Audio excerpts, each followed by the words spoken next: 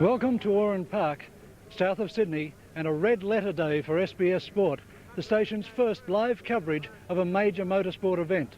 The race is the Shell 2 Hour, round 3 of the Shell Oil's production bike series in Australia, bringing together 45 of the fastest riders from Australia and New Zealand on the fastest production bikes in the world. Bikes so fast that they leave the fastest production cars like Ferraris and Lamborghinis eating their dust. To have a closer look at those bikes now, here's co-commentator William Hagan. Most people find it very difficult to tell the difference between different model motorcycles, but in fact one of the few things they have in common is that they are very high technology engineering, virtually a developmental area for the motor car industry. In most other ways they're very different. The GPZ 900 Kawasaki is the oldest bike among the front runners here today. It's also the heaviest at 228 kilos, but the most powerful because it's got the biggest engine, just over 900 cc's, giving 115 horsepower. It is in fact a fairly conventional motorbike compared with the others. The Yamaha FZ 750 was the first of the new high technology 750s to come onto the market. And the innovation there was twofold. One, to have 5 valves per cylinder in the engine, and the other, to cant the engine forward at a very steep angle, to give good downdraft carburation, good fuel mixing, and then to have the petrol tank come towards the centre of the bike behind the carburetors and down very low to make the bike very manoeuvrable in traffic. It was followed by the GSXR 750 Suzuki, and that was an advance in different areas. It still only has a more conventional 18-inch front wheel, which makes it a little bit less ready to change direction quickly than the 16-inch front wheel on all the other motorbikes. But the really interesting thing on this bike is that compared to the 209 kilos of the Yamaha, this is just 176 kilos. And that's an enormous advantage in both performance and also in the manoeuvrability of the bike. And that's achieved by oil cooling the engine instead of water cooling. The engine's own lubricating oil goes through a radiator and cools the engine, and with very much smaller passages, that's where most of the weight saving comes. The final bike onto the market, and now the most expensive, $6,750, is the V4 Honda. It also claims to be the most powerful with 105 horsepower from just 750 cc's. A slightly more upright sitting position, but yet to score a win in the Shell series, or indeed in any of the major production races this year. The first round of the Shell Oil production bike series was in March in Adelaide International Raceway. It marked the debut of the lightning-fast Honda VF 750R. Ridden by Malcolm Campbell, the bike at its debut took pole position, but then Campbell crashed in the race. Let's see that race now. The season started on March the 2nd at Adelaide Raceway, the Shell 3R, the first of 4 rounds in the Shell Oil's production race series, a Le Mans start, and beautifully away Len Willing on the Kawasaki. Fastest qualifier, Malcolm Campbell though on the Honda, as Willing here, under conditions which at Adelaide are traditionally very, very hot, such that several riders have decided to pair Ian Perrow and Malcolm Campbell getting together to share a bike rather than to try and ride 3 hours solo, and Len Willing and Paul Feeney deciding to do the same on the leading Kawasaki. But with Honda out of it eventually, it's a convincing win for Neil Chivers and Suzuki, Kevin McGee second for Yamaha, Jeff Paul, Tony Armstrong third again for Suzuki. At the end of round 1, veteran Neil Chivers held the lead on 15 points. Marlboro Yamaha's number 2 man, Kevin McGee, was next on 12. Jeff Paul and Tony Armstrong shared third on 10, from New Zealand's Robert Holden on 8 and Robert Duran on 6. Round 2 was at Melbourne's Keilor International, formerly Calder Park, and with Suzuki in the lead in the series, Honda desperately needed a win. Again, Malcolm Campbell took pole position, and then again, incredibly, he crashed in the race. April the 20th saw an enormous field of bikes, some say too many at 40, come to Calder for the second of the Shell Oil's production motorcycle race series, the Shell 2 Hour at Calder Raceway. A Calder Raceway barely ready for the running of this event. And again, it was Honda's Malcolm Campbell fastest qualifier, but still looking for a win that eluded him in Adelaide, where Yamahas came up dominant. And again, it's really Kawasaki, Suzuki, Yamaha and Honda all looking for a win. Again, Len Willing, very prominent in the early part of the race, qualified well. On this occasion, with Paul Feeney still injured from his Bathurst crash, not able to ride with him. Kevin McGee for the Marlboro Yamaha team, beautifully supported by Michael Dawson, making a very strong thrust here. But so too Robert Holden and Suzuki, as you see Len Willing there sandwiched between the two Yamahas. Len Willing on the big 900 Kawasaki. But it was the Suzukis to the fore here. Neil Chivers qualifying best of the Suzukis. And then in the race, Robert Holden running very hard and fast. Robbie Phillips placed well too on Suzuki in the early part of the race, but again he finds it hard to stitch together production race wins, although in the early sections he can really run very well and often build up a very nice lead. And then the Marlboro Yamaha pair of Dawson up front, supported by McGee, then by Phillips, then Willing in fourth place through the new section of Calder Circuit, a section that wasn't ready when some of the bikes went there for testing. Willing suddenly came across some earthworks earlier in the week and asked the organisers, where do I go now? They said, well, you turn around and you go back. But of course, a lot of progress made at Calder since then, finishing off the edges of track and so on. And this bringing their lap times down to around the 43-second mark, making it very difficult for lap scorers keep track of what's going on. And it turns out to be a circuit extremely hard in its new form on brakes. Almost all bikes running into problems here. McGee inheriting the lead after a pit stop, being fairly cautious around some of the new sections of track.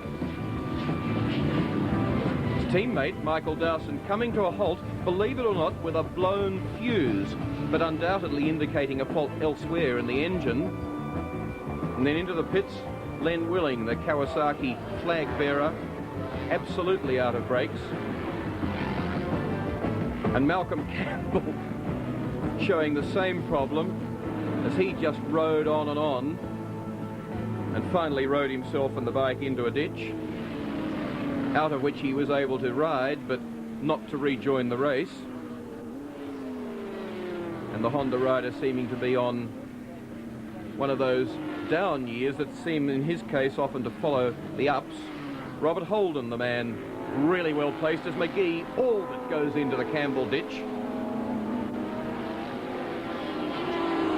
Robbie Phillips still in there, and Wayne Clark goes straight ahead on 61, went in third place, but did the wise thing there in squaring it up and going in without falling, and then therefore able to rejoin, so that as McGee comes through in second place at this stage, chasing Robert Holden, it in fact is Robert Holden the victor over Kevin McGee, third Wayne Clark, fourth Neil Chivers.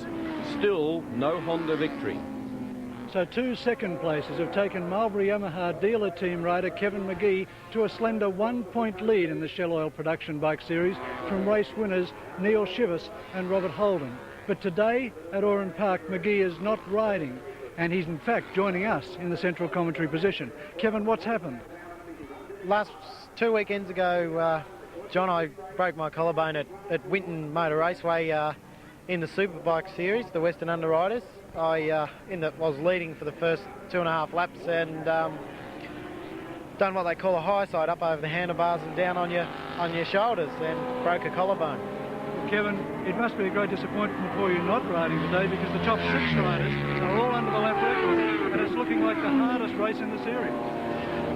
Yes, I'm hoping that I'll be able to regain the lead in the series at the surface round, because if the top runners with no points get all the points today, I'll only be a few points behind Neil Chivers and Robert Holden at surface, and hopefully I'll be able to come out on top of them there, and I'll be right for the series win with them. That's if it all goes to the way I've got it worked out. Yes, in fact, it's been quite an incredible series, hasn't it, with Mal Campbell not scoring, with Rob Phillips for Suzuki not scoring, with Len Willing for Kawasaki not scoring. Yes, also Michael Dawson and Rod Cox have no points either, so I'm hoping that those all those guys get up there today and take out major points, and then I won't be too far in arrears of Robert and Neil Shivers. Well, for the next 2 hours, Kevin McGee will be joining us in central commentary position. Right now, let's go to Will Hagan with some of the men who are riding. Len Willing, the Kawasaki is the most powerful bike, but also the heaviest. What particular problems are in that? It changes depending on which circuits you go to. Well, at this circuit, it's probably in its best light, really, because it's a bit bumpy and it's a bit high and low in places, and the extra weight helps keep the wheels on the ground a little bit, I think, at times. But its disadvantage of being heavy is just stopping the thing from a massive speed to a slow speed for a corner. You generally qualified well, but your best placing so far, 5th. Can you better that here? In this series, we haven't got a place. No, not in this series, but in the production races. It's hard to know for sure. I'd like to think as the race goes on, we'll really come into play a bit. To start with, I'm a bit scared that the little 750s might get away in the early parts, but I'm sure as it nears the end we'll be getting very close if we're not with them. Does it matter losing the support of the other rider in the team? It does to a point, yes, but then to a point I have to beat him also, so he's not in there, so it sort of eliminates the opposition a little bit. You know? Malcolm Campbell, fastest qualifier in 3 of the 4 major production races this year, and yet Suzuki and Yamaha have been winning all of them. Yeah, it's terrible, isn't it? What are you going to do about it? Well, we're going to have to try really hard on Sunday. I think we've proved that the bike's quite capable of winning. All these long production races take a little bit of luck. We've had our share of bad luck. I think it's our turn for the wheel of fortunes to change, and hopefully we can do it on Sunday. Was dropping the bike when leading at Lakeside part of the bad luck? Oh, certainly. Very disappointing. These things happen. It was a very fast race. I didn't have much time to pause or wait in traffic. Kevin McGee wasn't all that far behind, and I didn't want to lose time in traffic, and drifted a bit wide on an off-camber corner and paid the penalty. Why aren't more of the private riders riding Hondas?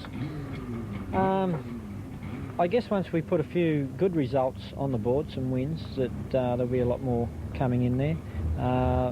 The earlier races, there was a supply shortage of the bikes. They weren't actually released. We had the bikes on the track before they were released in Australia, but now they're readily available. I think we'll see them starting to creep in for sure. Robert Holden running equal second in the Shell Series, and then in another production race, 4th at Lakeside, doing well. Is Suzuki the bike for the job? I think so. The bike we've got this year is a limited edition 750 Suzuki, which has got a few changes over the normal model. Worked really well at Lakeside. I'd never been to Lakeside before, so I had a bit of trouble getting used to the circuit, but I've done quite a lot of miles at Oran Park, and I won the Shell 2-hour at Calder on one of the older models, so I think we're in with as much chance as anybody's winning here. And yet you had to send the bike away from the circuit now to have it brought up to standard. Yeah, at Lakeside I had a bit of trouble with the suspension bottoming out front and rear, and I think we might have damaged something in the front suspension, so we've got a spare bike at the shop, so I've just gone back to change a few things over. They have it back out this afternoon for the qualifying. How many other riders have the limited edition bike as opposed to the standard one? I think I'm the only one with one here at the moment, which is, I don't know whether it's good or bad, really. How did you organise that? Well, my sponsor, Action Suzuki, they bought one through Mayfair's in Queensland. The Suzuki Australia and New South Wales didn't bring them in, so they acquired one through Mayfair's. Neil Chivers, a 1st and a 4th so far on the Shell Series, equal 2nd on the points, and yet this is the bike that Graham Crosby said was the worst of all 4 for last year's Castrol 6R. Well, Will, I suppose, all the bikes have a few little problems that need ironing out, and with time, we've had this bike now for nearly 12 months. We've got most of the bugs sort of close to ironed out now, and the bike's going very well. It's the lightest bike of them all. Does it change direction better? Probably not any faster than the 16-inch front wheel bikes that are here, because this has an 18-inch wheel.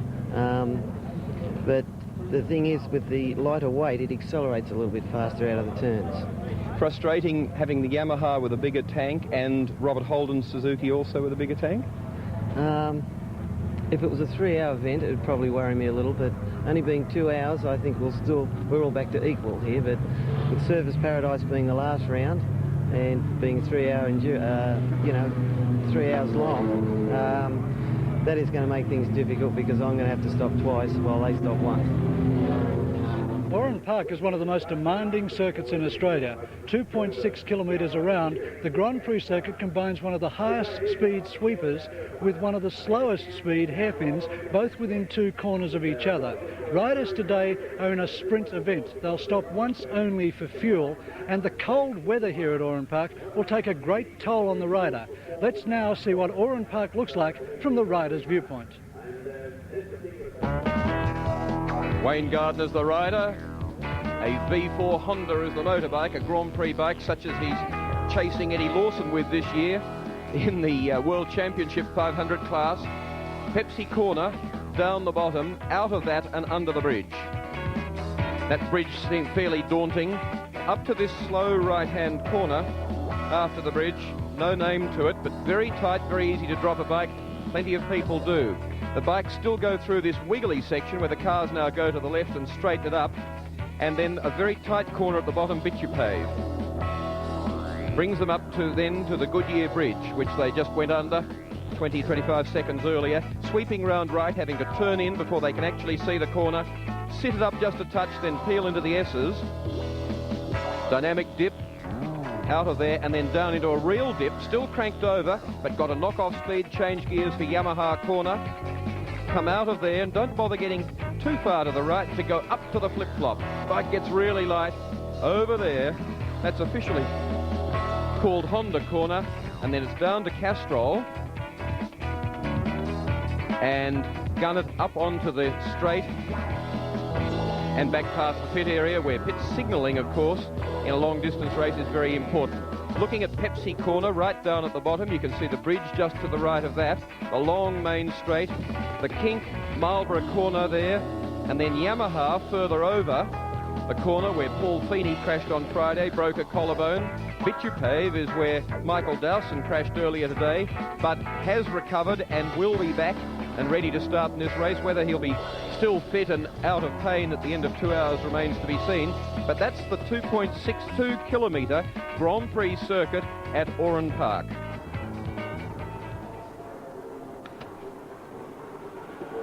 And down on the grid.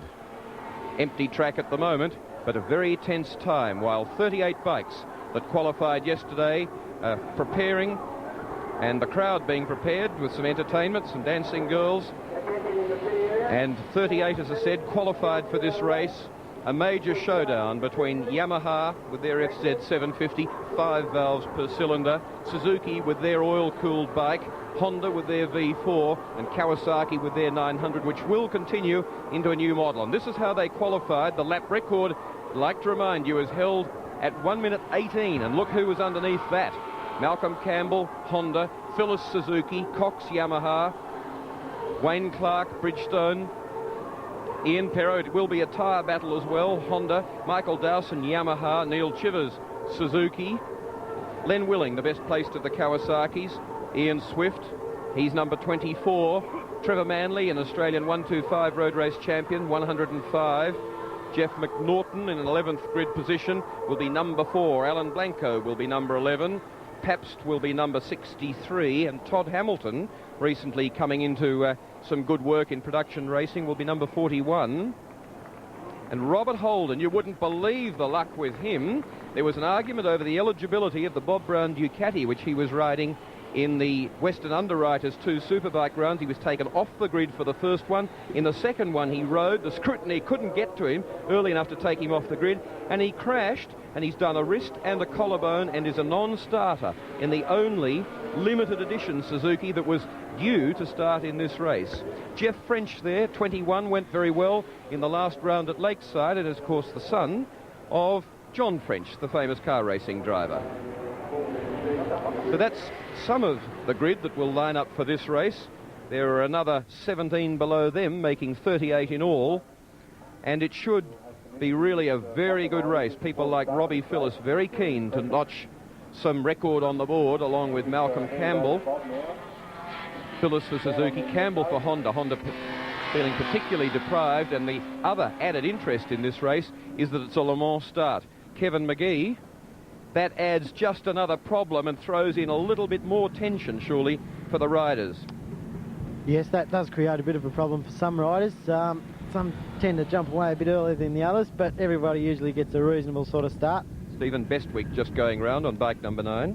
And my teammate Michael Dawson has injured his foot in an earlier crash in the superbike race, and I think he will have to have a runner. I was just talking to our team manager down the bottom, and I'm sure he'll have to have a runner to run across the track for him, then tag him. How did the injury come out? How sore was he at the end of 12 laps in the second Western Underwriters heat? He was in a fair bit of pain then, so there's a possibility that he may not finish the race, but we'll have to just wait and see. Using a runner, of course, is quite acceptable. Rob Phillips, who we see there, in fact used a runner at the first round of the Shell Production Series in Adelaide, and in fact the Le Mans Series so far have been won by Len Willing in Adelaide, the long lanky leg, laconic of course, Len Willing, whose long legs got him across the track faster than anyone else. And then Malcolm Campbell really got stuck into it at Calder and won the Le Mans start there, so it'll be interesting to see who's the fastest sprinter amongst our very fast production race riders here at Oran Park today. Andrew Cranwell we're looking at on number 16. Number 18 we saw briefly was Carl Schmidt. 14 is David Luthiew. And the bike's backed up to the wall. Malcolm Campbell talking to Robbie Phillips. They're good mates. They have to respect each other and trust each other. Their safety is in each other's hands as well as in their own. And when everybody had so many problems in the Western Underwriters first heat, Robert Doran's bike, or Duran's, being wheeled into position there, bike number 6, they really do have to rely on each other, and they become concerned over how each fared. And in fact it might be interesting with looking at Robbie Phillips to see how he and some of the other riders went in that first heat of the Western Underwriters third round.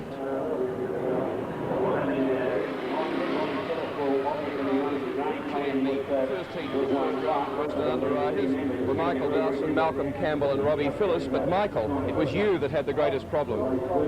Yeah, I just had a little bit of trouble with rear end traction out of one of the slower corners, and I went down, unfortunately. You were in grave danger of the bike landing on you from about 2 metres in the air. Were you conscious of that? Well, I could see where it was, and I was trying to steer myself out of the way of its movements, but it slowed down in time, and I had enough speed up to sort of get out of its way, so there's no worries. And was it track conditions that caused it, or was it? I think the coolness of the cold breeze and just in general the cold climate down in Sydney at the moment has contributed to the slippery conditions. Yeah. How are you now?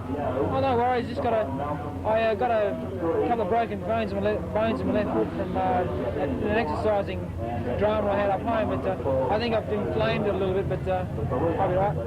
Malcolm Campbell, I don't know why you're laughing, because you had a fearsome moment over the dogleg. I was thinking about Michael with his weight training, then someone said it was lifting empty Coke cans. I don't know. Yeah, big moment over the flip-flop there, probably the biggest lose and biggest save I've ever had in my life. And then I was unfortunate enough down there just the front end to tuck under, and I was on the ground. I'd conceded first to Robbie and I was content with running second. Finishing's the name of the game, but that today I certainly didn't do. What happened over the flip-flop? Was it greasy? Well, I'm sure that I could see a stream of oil there around the next lap. A rider had crashed down in the next corner, and I guess that he'd had oil coming out of the bike all the way down into there. It was a hectic moment for me. I thought I was off it, saved it. 2 laps later, the same thing happened anyway. And Robbie, you nearly stepped off too, coming onto the straight. Yeah, I come around. I thought that the boys were right behind me, and they probably were. I wasn't looking around. I gassed it up a bit early, and our new paint job nearly went down on the ground. Were they a bit careless letting you get past 2 of them when you first hit the lead? I don't know. I thought they might have been having a bit of a sleeper or cat and mouse. I don't know, but I accidentally slipped through. I wasn't planned, that's for sure. It just happened. And I wanted to try and go for it. And next thing you know, the boys are on the ground, which was good for me but bad for them, and it's probably not so good for the spectators either. So No, you'll have to slow down a bit next time. You will be fit for the Shell race. Only saying, no problem. We've got another race to go yet. The scene at Oran Park Raceway as the riders prepare on the right-hand side of your screen for the Le Mans start. They'll sprint across the track, onto their bikes and away. In many countries, the Le Mans start's been banned because it's regarded as being somewhat dangerous and unsettles the riders or drivers, and it can cause crashes. Our riders, however, in Australia are quite used to the situation. As you can see, one rider there actually getting some practice at his Le Mans start, and they seem to handle it reasonably well. But nonetheless, Kevin McGee, it's something you've got to be very cautious of. Yes, you've got to make sure you get across that track and on your bike before everybody else takes off and runs over you. Big crowd at Oran Park today for the third round of the Shell Oil Production Bike Series. There's Michael Dawson standing behind the pit counter or behind his bike. He's got a runner working for him. His leg is really swollen up, and there has to be some doubt as to whether Michael will be able to physically go the 2 hours of the production bike race. He's standing there really on one leg. Every time he tries to walk on the other, it's a real limp. Left foot's the problem, and that's the gear change foot. Okay, riders in readiness for the start of the Shell Oil's Production Bike Series at Oran Park, a 2-hour production bike race, round 3 of the Shell Oil's Production Bike Series in Australia. The organiser, Jim Ferguson, moving back the start in the hands of Shell's marketing manager, Bronte Birch, all in readiness. The Shell 2-hour. The third round in the Shell Oil's Production Race Series out of 4 this year. The 5th major production race. Campbell's been on pole for all but one of them, and he's already fudged half a metre. Look at him. There they go, they're racing. And it's Len Willing going very well. Willing out of the box first, but Campbell is also there. Cox got away well. Willing, if he'd been at the front, would have been in the lead. He's almost there anyway, coming down the outside as Lenny Willing blasts down the outside. Look at Rob Phillips come down the inside, however, and takes the lead. Robbie Phillips in the lead in the Shell Oil Production Bike Race from Len Willing. Rod Cox. Well, Malcolm Campbell didn't make the most of pole position there. But he's tucked in there. He's ahead of Cox already. There's Michael Dawson way back in the pack. Slow, cautious start from him, as you'd expect. And Willing second. It's Campbell on him for third. And Campbell second. And then it's Rod Cox. And Michael Dawson's about 6th. Neil Chivers further back. The blue and white leathers. So it is Suzuki from Honda. 3rd place Kawasaki and 4th place Yamaha.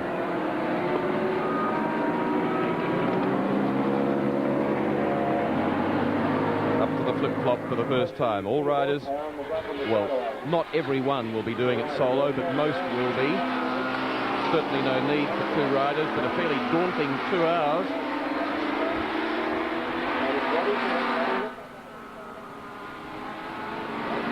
And it's Phyllis from Campbell.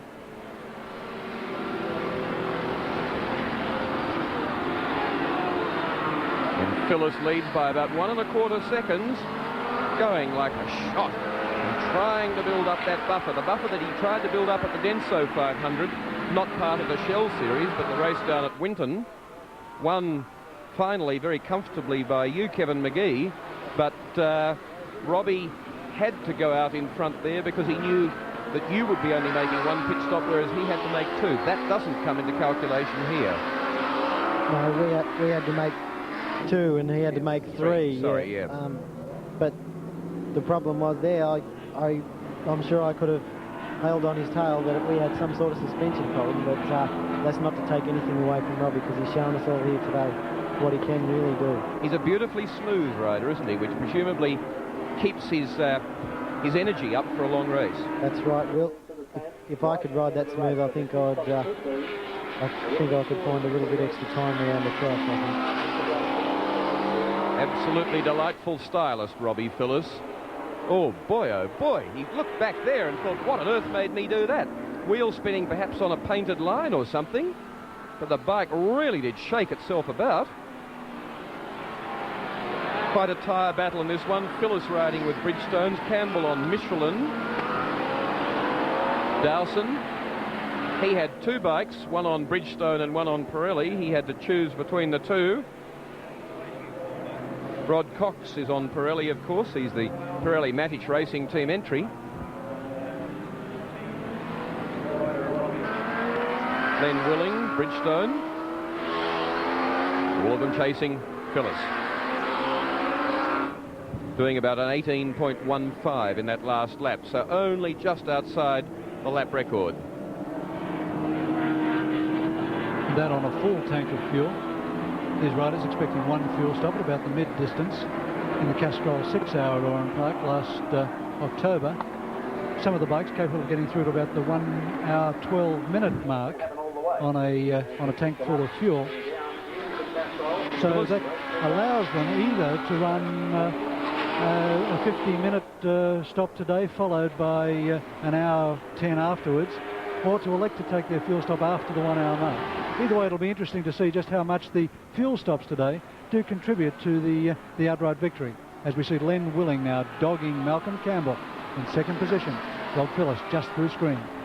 Phillips with a lead of about 1.7 seconds. He's moving away a little bit, but Willing is out after Campbell.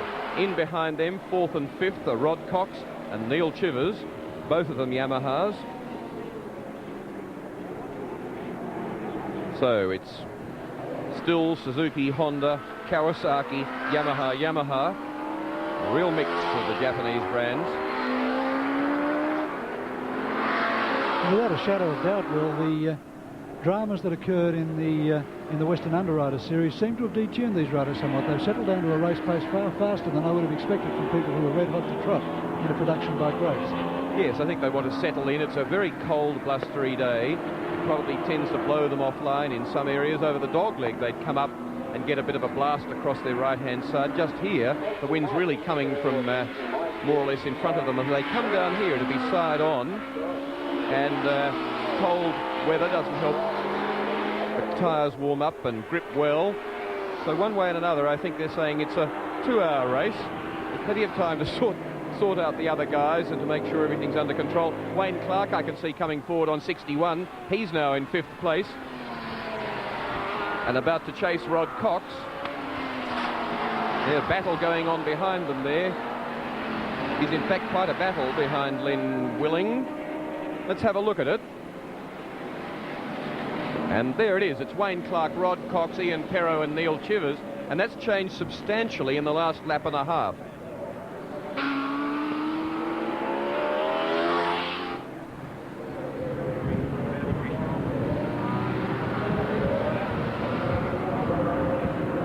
So Wayne Clark, who qualified 4th fastest, the 17.6. He was only 7/10 off Malcolm Campbell's time. He's the Castrol 6-hour winner. And he's coming forward. Perro in there, a very steady rider, a great backup to Malcolm Campbell on bike number 10. Neil Chivers, Castrol 6-hour winner here, twice New Zealand Castrol 6-hour winner. He, a very quick rider also, who again very rarely gets into trouble as Cox goes out wide, pulls up with mechanical trouble almost certainly. But bad luck for the Tamworth boy, Rod Cox. As down the straight. Perro and Chivers. And Chivers passes Perro, and Chivers starting his charge now. And that's one of the hardest riding men in Australian motorcycle racing, Neil Chivers. Winner of the first round at Adelaide International Raceway when he inherited the win from Rod Cox with only 2 laps to go. Perro fights back, but Chivers is one of the hardest men to pass once he's got the lead.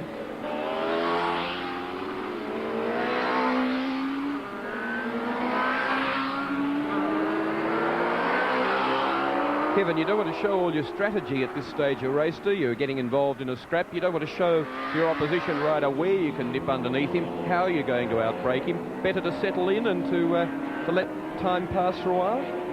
Yeah, try to just suss each other out a bit, especially in these 2 and 3 hour races. Just take it along easy at the start and cruise along a bit and let them think they're sussing you out, but really they're not, because you're doing different things to what you're going to do later on when the going gets tough.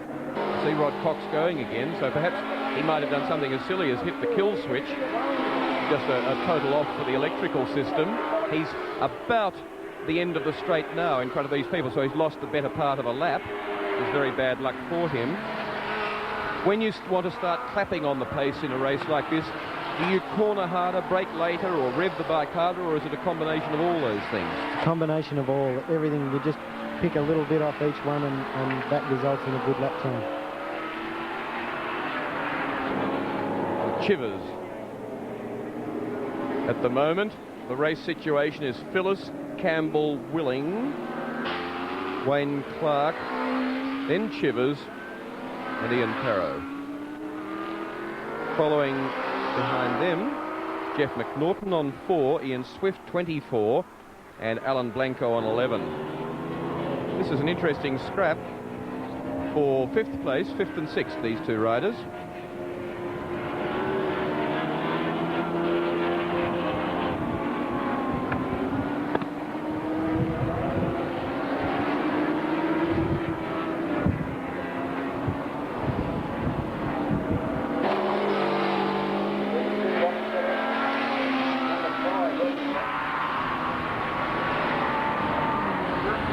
About 6 seconds behind Phyllis, the leader. Clark is 4th. Campbell still tucked in 3rd, 5th and 6th. Chivers and Perrow still. We look at Campbell. Then it's Ian Swift on 24 and Jeff McNaughton on 4.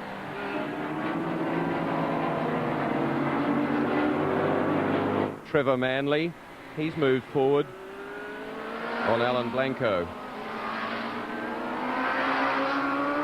But Robbie Phyllis flying high at the moment. Nice lead in the Western Underwriters Superbike Series. And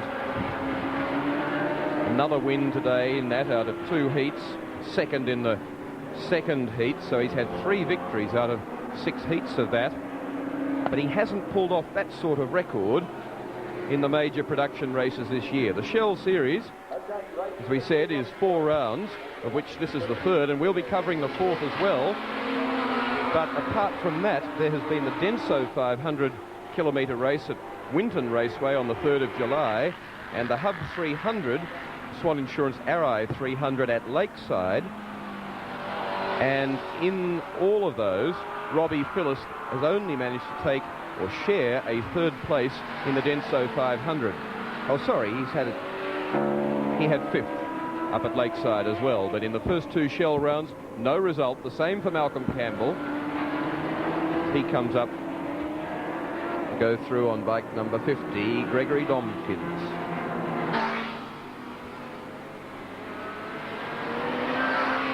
How physical is it, Kevin McGee? How much does it take out of you moving around the bike, the weight that's thrown forward when you brake? It's a very physical game, this one. You've got to stay absolutely in training for most of the year because the season runs the whole year, and you've got to try to relax in the first part of the race and just not let your muscles get too tight so that you don't cramp up or anything. You just got to try and just flow over the bike and just stay cool and calm and relax those muscles. That was a problem with Michael Dawson at Lakeside, wasn't it? He got stiff and cramped. Yeah, he also had trouble with his foot, which he's having again today. He broke some bones in that foot, and he's had a bit of trouble with those. And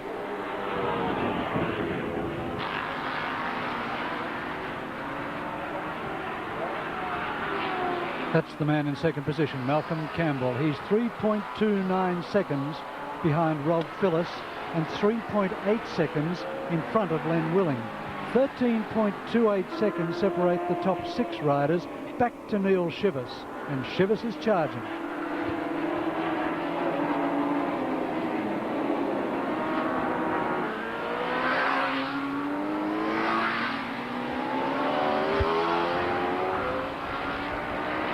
Undoubtedly the bravest rider on the track at this early stage of the race is this man, Michael Dawson, on bike 1, the Marlboro Yamaha FZ750, riding with an ankle that must be giving him all sorts of pain at the moment. He's back in the field, in fact so far back in the field that he's off our leaderboard, but Michael Dawson obviously pacing himself, and he would not be enjoying it out there, Kevin.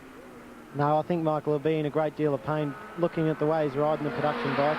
His left foot on the gear lever all the time, a lot of gear changes at Oran Park, and he had a lot of pain at Lakeside and he had to pull out of that race.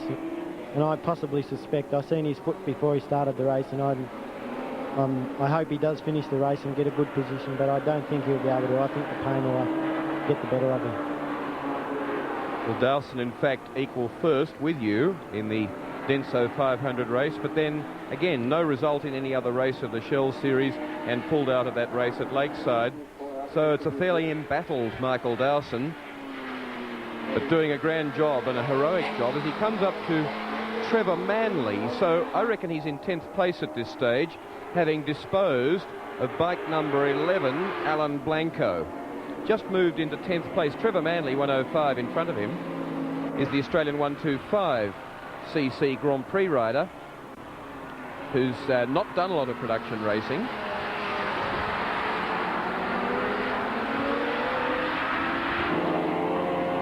Yes, there in fact you see back in 11th place, bike number 11 is Alan Blanco. So that's where we have Michael Dawson at the moment. He's just got himself onto the leaderboard. And a pretty gallant sort of an effort.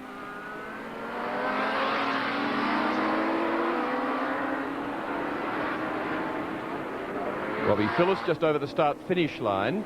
So all of the S's, the flip-flop and Castrol corner behind is Michael Dawson, who's now 9th, ahead of Trevor Manley. Well done, Dawson.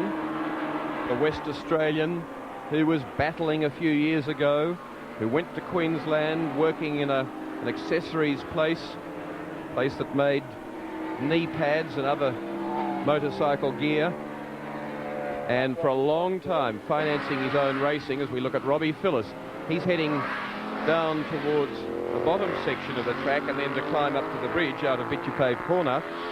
So again, Michael Dawson, to get an idea of the distance behind. In fact, the distance, Will, is 35 seconds on the road at the moment. Michael Dawson 35 seconds behind the leader, Rob Phillips.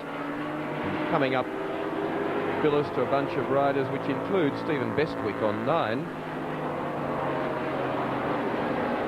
Bestwick qualified down in 33rd place, so he's tailing Charlie, naturally the leader. Past about a handful of bikes so far as he makes his way through the field. He's done 10 laps, he's on 11.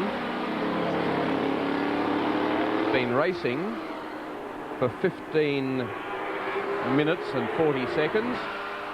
He has 1 3/4 hours in front of him, the Albury rider Rob Phillips. And that it was Phillis's smoothness that so impressed Roberto Galina, who runs the HB Suzuki team out of Italy in the World Championship 500cc class, as he ducks under 28 Mark Fisher, and he gave him a ride on the Grand Prix Suzuki 500, a bike but not a particularly good tool at the moment in the World Championship, because the Yamahas and the Hondas demonstrably faster.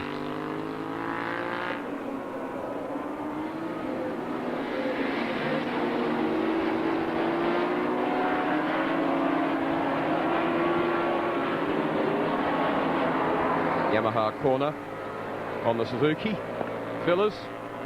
So it's still Suzuki from Honda, from Kawasaki, from Wayne Clark then in 61. He's on a Suzuki. Neil Chivers is Yamaha, 56, and he's in 5th place. Perro's 6th on bike number 10. And after 2 rounds of the Superbike Series, the Manufacturers' Championship is led by Suzuki, of course. As we look at the placings after 13 laps, Rob Phillips from Malcolm Campbell, Len Willing, Wayne Clark and Neil Shivers, they're separated by about 15 seconds on the road. Then comes Ian Perro and Ian Swift.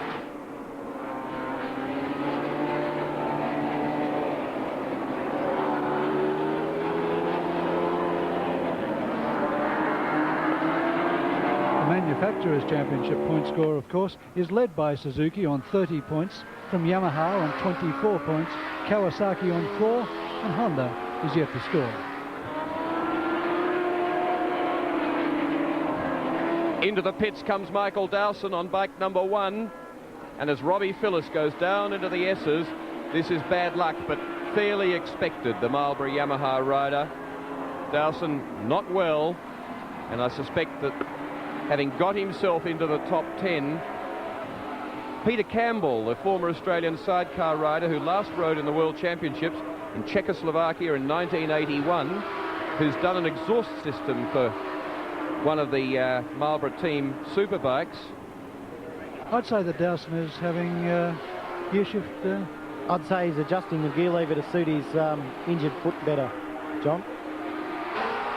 So Dawson obviously intending to go back out there as Robbie Phillips drifts wide. More side slip than Alan Bond's blimp in the sweeper at the end of the straight. And a real thrill to ride a bike at that speed through a sweeper like that.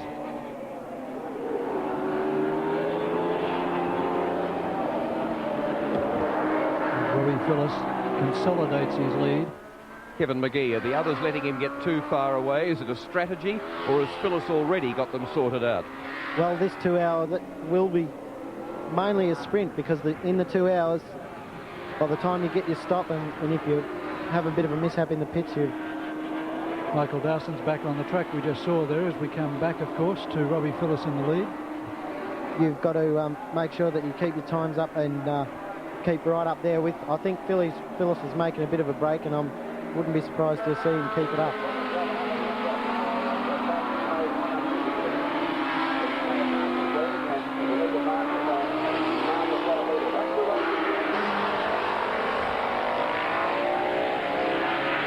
Phyllis off down the straight, and he's not very far in front of Malcolm Campbell. Campbell still has him well in sight. And that bunch is the next lot that Phyllis will encounter as he comes through.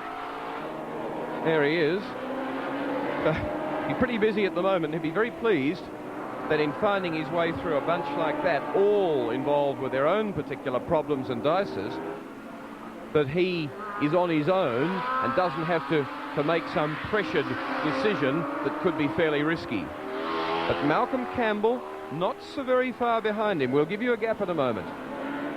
And the Honda rider, I think, very, very determined to get a score on the board as Phyllis goes around the outside of Andrew Cranwell on number 16. It looked fairly daring.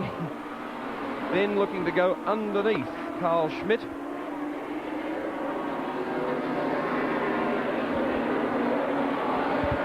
This a bunch of bikes that qualified in the middle 20s.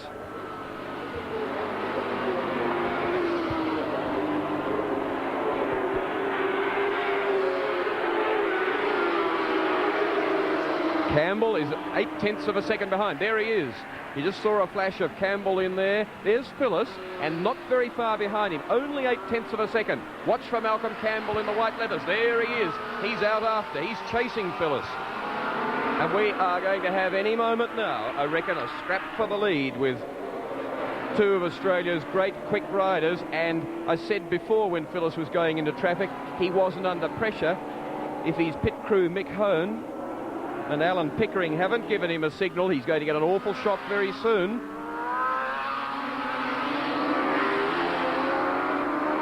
Malcolm Campbell rounding up other riders and taking no nonsense at all, grabbing a bit of track and saying, it's mine, make your own arrangements and find somewhere else.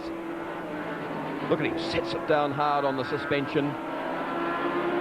Meantime, it's a 12.63 second gap back to Len Willing, who's having his own private dice with Wayne Clark. Behind them is Neil Shivers.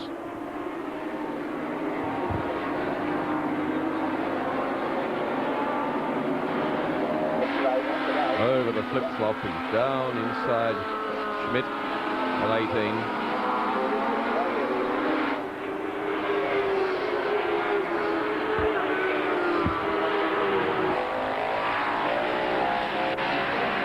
There you can see Campbell clearing through traffic past Neil Masson. Masson, a Scotsman, came out to Australia a while ago, 4.5 years ago, went to Perth, has recently settled in Sydney, wants to get among superbike and production bike racing. Got a very broad Scottish accent. I expected him to bring out the bagpipes.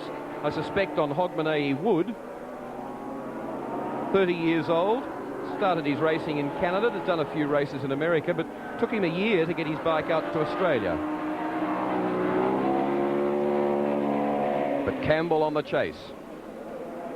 34-year-old Tasmanian.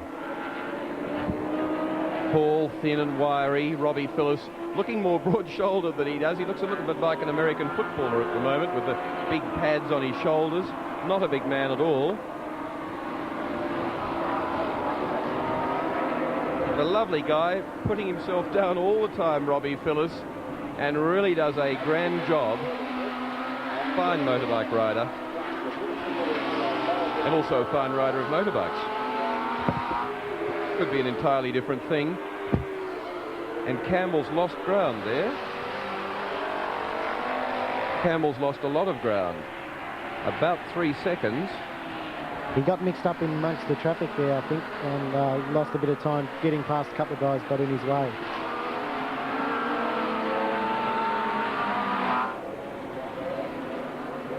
Next opponent is Jeff Paul. Jeff Paul went very well in Adelaide in the opening round. He shared third place with Tony Armstrong. He took a 9th at Lakeside, so if he wanted to construct a point score for the lot, he'd be running about 15th. There's 7 points among all the riders who've scored points, and there are 34 of them who've taken placings in the top 10 in our 4 major production races this year. Into the pits. Jeff French. Bike 8, Jeff French. Phillis, Castrol corner. Coming round to complete 19 laps. Wayne Clark is in third place, having displaced Len Willing. Len Willing on the Kawasaki back to fourth. So this is Suzuki support for Phillis. No, in fact, Willing is in front of Wayne Clark. And we've got close company there. Still Ian Perrow and Neil Chivers, 10 and 56.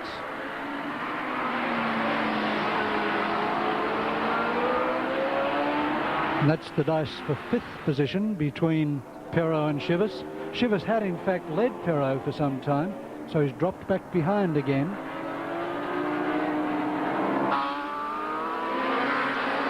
Perrow fighting back nicely, in fact.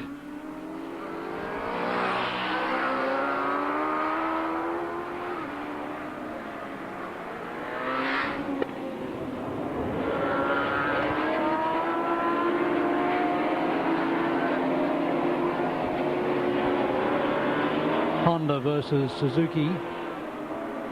Perrow on the Honda.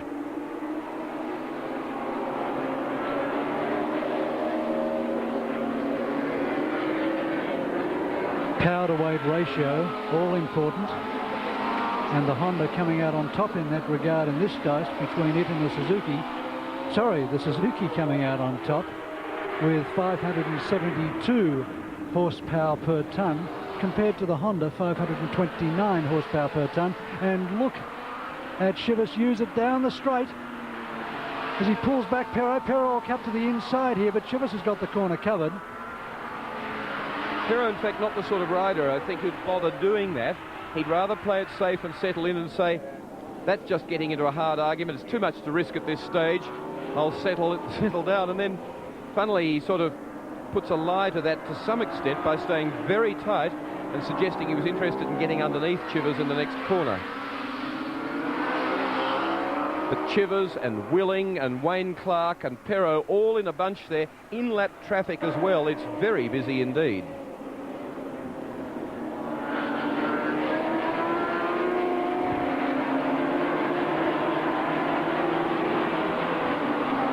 They're on lap 21.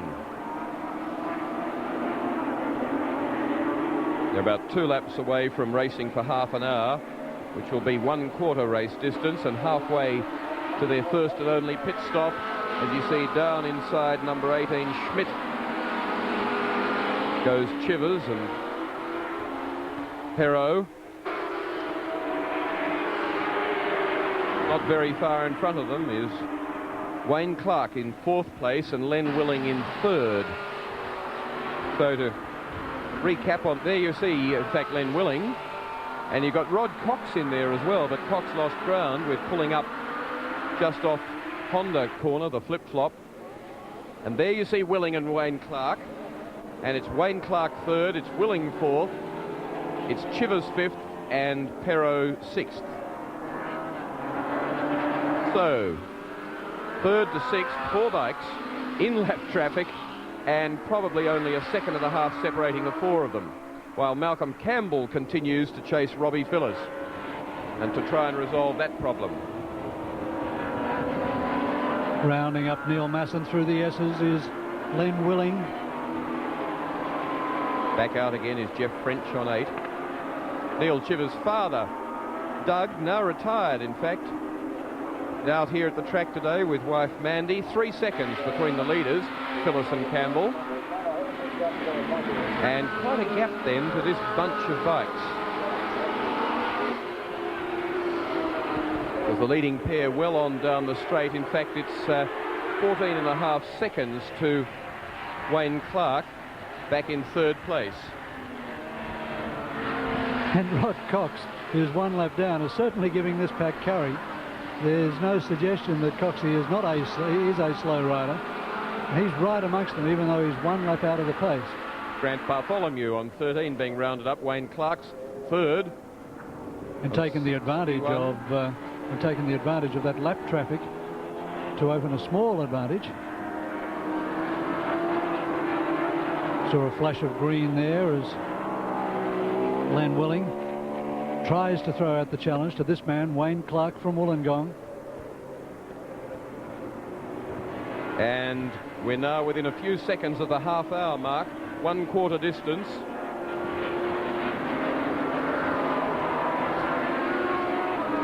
And the half-hour goes by, unnoticed at this stage to the riders. They've covered 22 laps in that time, so with a pit stop, we could say that they'll probably do about 86 or 7 laps in the race distance. And Rod Cox in there with Wayne Clark and with Len Willing. Be a bit disappointed that he's dicing with them on the basis of a deficit, but he dropped out of the race for about 3/4 of a lap. Perro on Willing. Willing's fourth. Chivers in there too. And with 3 seconds between first and second, Robbie Phillips and Malcolm Campbell, and then at nearly 15 seconds back to this bunch, things far from unresolved. Campbell out chasing Phillips after 30 minutes of racing, and then Wayne Clark, Len Willing, Neil Chivers, Ian Perro, all involved in a very heavy scrap indeed, with Rod Cox thrown in there for further entertainment.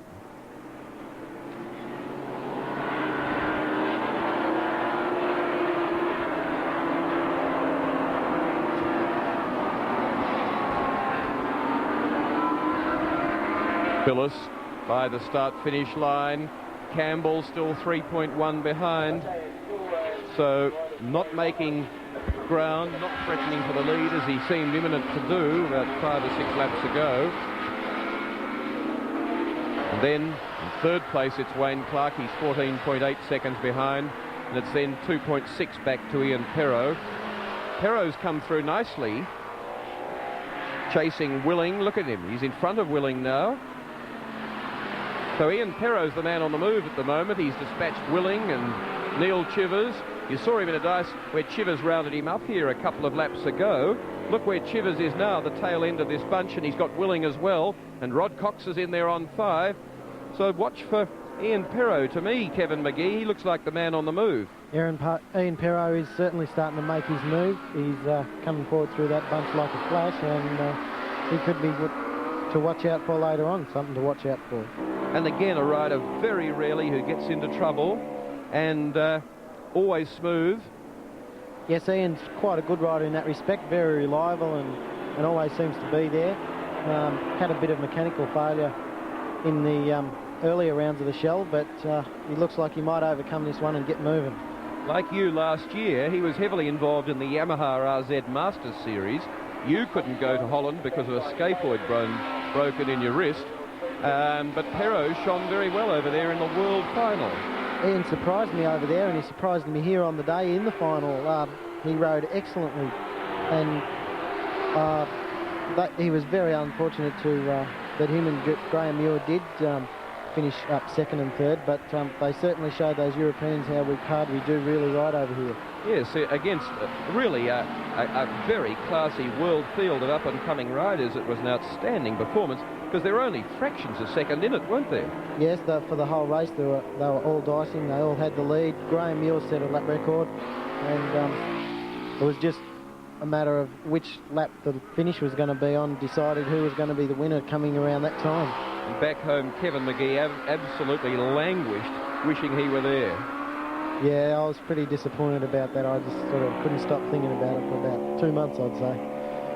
What you are thinking about, though, Kevin McGee, is your big opportunity at the end of July, the Suzuka 8-hour, where Australians in the past have gone very well. Tony Hatton and Wayne Gardner going there as well. You're heading there with Michael Dawson. Yes, Michael and I head over on the 15th of July. The race is on the 27th, so we get a good time to do quite a lot of testing beforehand. And I went to that race last year, and I'm sure that we can do really well. As long as if luck's on our side, I'm sure we can go well. As we look at Len Willing and Neil Chivers, they're now arguing over 5th place. They're 5th and 6th at the moment. So to recap, it's Phyllis 3 seconds in front of Malcolm Campbell. Suzuki leads, number 32 leads Honda number 3. Then it's Wayne Clark 61 and Ian Perrow 10. And then the dice of Willing, Kawasaki, and number 56, Neil Chivers on a Suzuki. In the Ian Swift, Alan Blanco, Trevor Manley, and on 84, Stephen Ellis.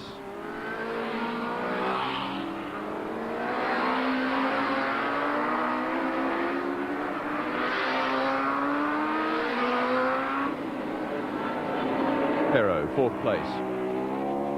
Wayne Clark in front, Willing, Chivers, Ian Swift and Alan Blanco behind.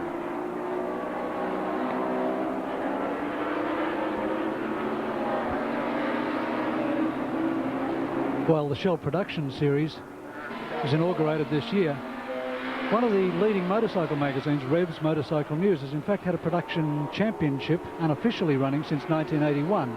Last year, Ian Perrow won it on the Kawasaki GPZ 900 from Richard Scott. Prior to that, Michael Dawson had won it in 1984, Mal Campbell in 83, and Neil Chivers won it in 1981 and 1982. That's the man on 56, chasing Len Willing, and he's in 6th place at the moment, Chivers. Older brother Douglas runs a sidecar. Father Doug here today, as we mentioned earlier, as Rod Cox looks to go underneath him on the Mattich bike.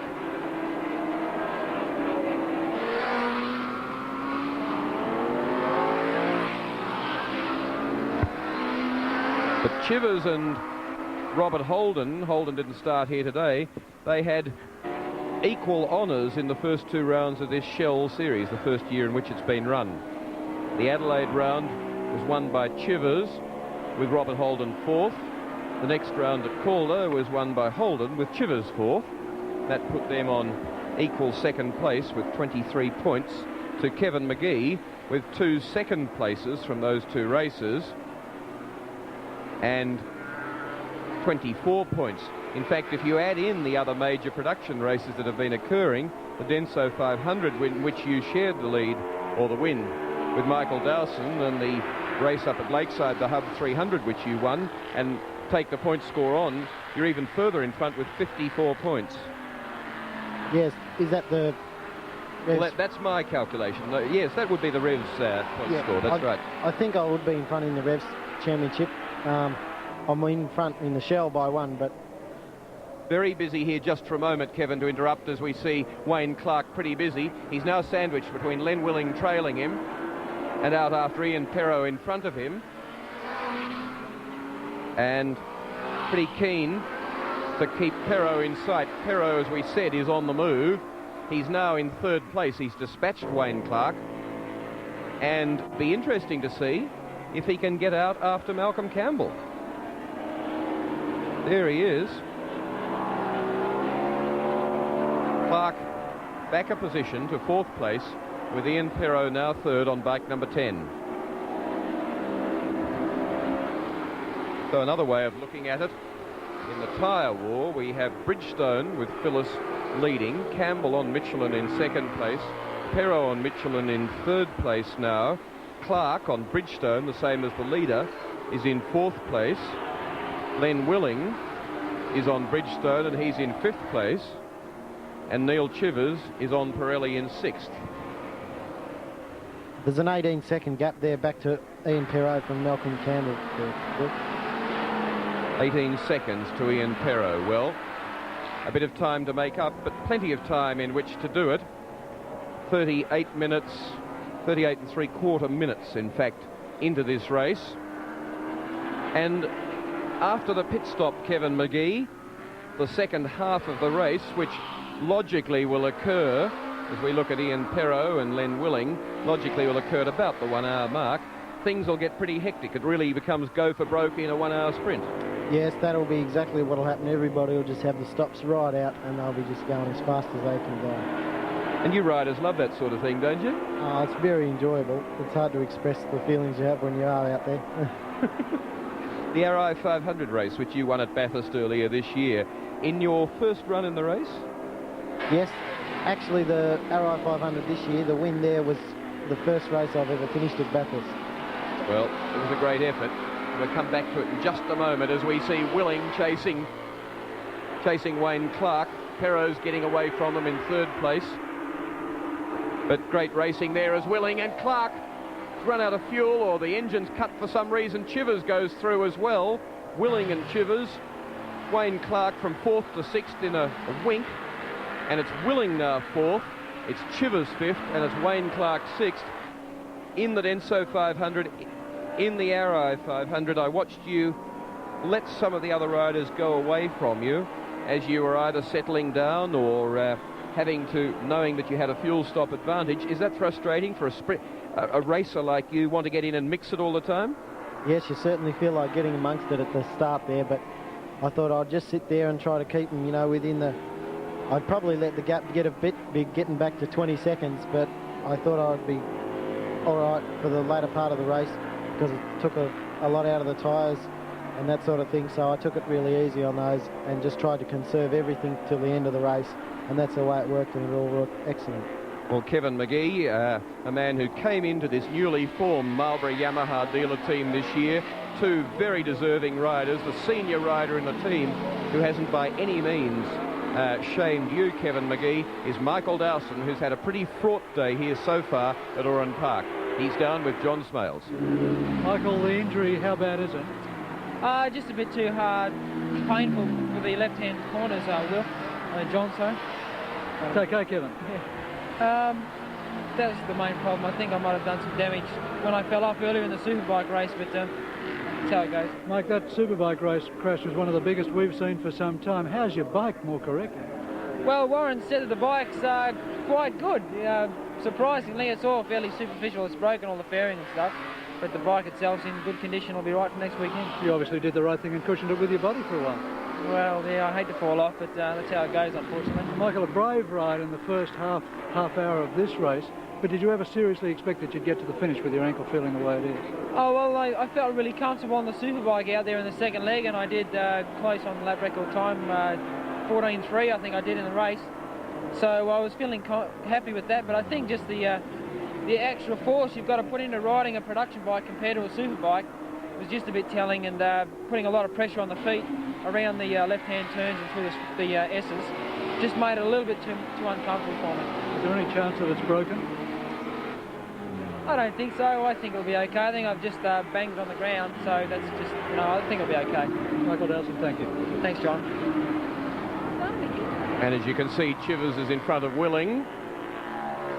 So he's in fifth place. So again, to recap, it's still Robbie Phillips doing a tremendous job on 32. From Malcolm Campbell on 3, that's Suzuki and Honda. It's Ian Perro third, so Honda 1 at 2 and 3.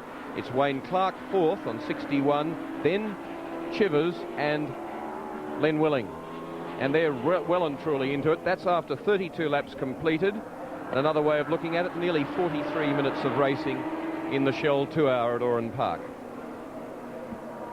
I've been noticing a few puffs of smoke from Neil Chivers' Suzuki, so we'll be watching that one to see if that develops any further later on into the race.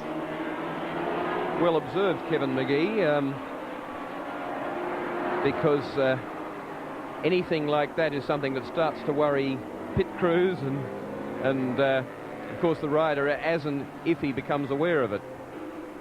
It also provides an incentive, doesn't it, for the rider immediately behind, such as Len Willing, to try and pressure him if there's any suggestion he might have a problem. If you pressure him, you can accelerate the problem. Yep, that'd be exactly right, Will. If he's trying to get the most out of it, he'll be wringing its neck, and if he knows Lenny's right there behind him, he'll be doing exactly that. What sort of revs do you take these things to? The red line on the Yamaha, where? 10.5? No, the red line on the Yamaha is 11,000 revs. In the production races, usually to around 11. If you've got a long one, a bit less than that around the first part, and if you've got a short one, well, sometimes a bit over that near the end. Robert Duran on bike number 6, Rookie of the Year, a very good developing young rider, South Australian, in there, and just about to be caught by Chivers, who gets under Willing, or stays in front of him, but they were on different lines there, and Perro locked in as well as he goes underneath Alan Townsend on 62.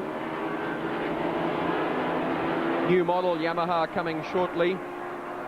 Chivers just gives it a punch of throttle to move past a lap rider, but a new model Yamaha will have a little belly fairing on it down low in front of the exhaust pipe.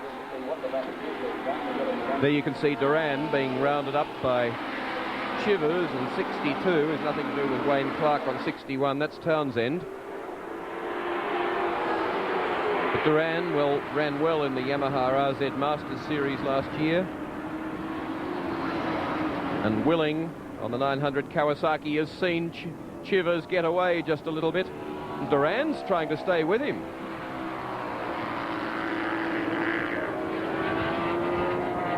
Oh boy, look at the traffic, and 62 and 61 are both in there, and in fact Wayne Clark will be lucky to come out in front of Len Willing, who comes from a totally different direction. And they end up, as you can see, damn nearly equal, although Clark just surges a little bit out of this second gear corner, bit you pave, up towards the Goodyear Bridge.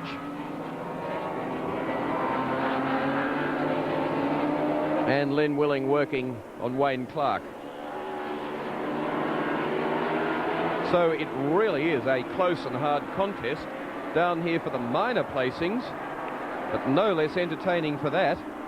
In behind, Rob Phillis the leader, Malcolm Campbell second.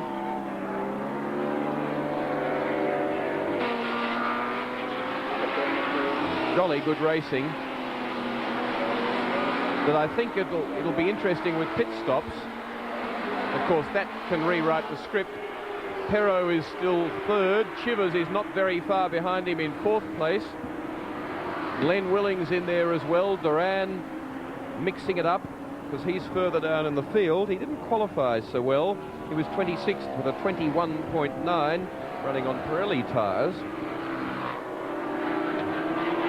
And then again, this dense traffic. And Perro not very far in front of Chivers as we saw him peel into the right-hander there on 56. There you see Perro, then you see Chivers. That's third, Chivers fourth. Fifth, Wayne Clark. Sixth, Len Willing.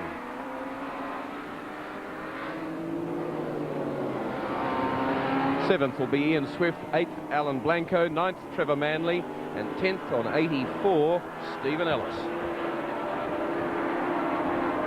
So not very far in front of Chivers to third place.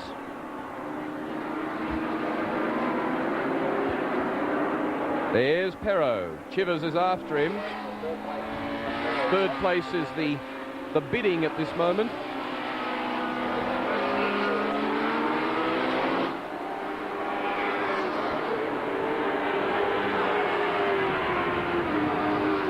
There's third and fourth. Perro, Chivers. Look how close they are, that two, in third and fourth place, as up at the front of the field. Phillis continues to hold out Malcolm Campbell, but third place is really up for grabs at the moment and being argued about. And look how quickly the situation's changed. Chivers has been sixth in recent times. and has the potential, if he wants really to wind it up hard, to be third. Aren't these fuel stops going to be all important this time round?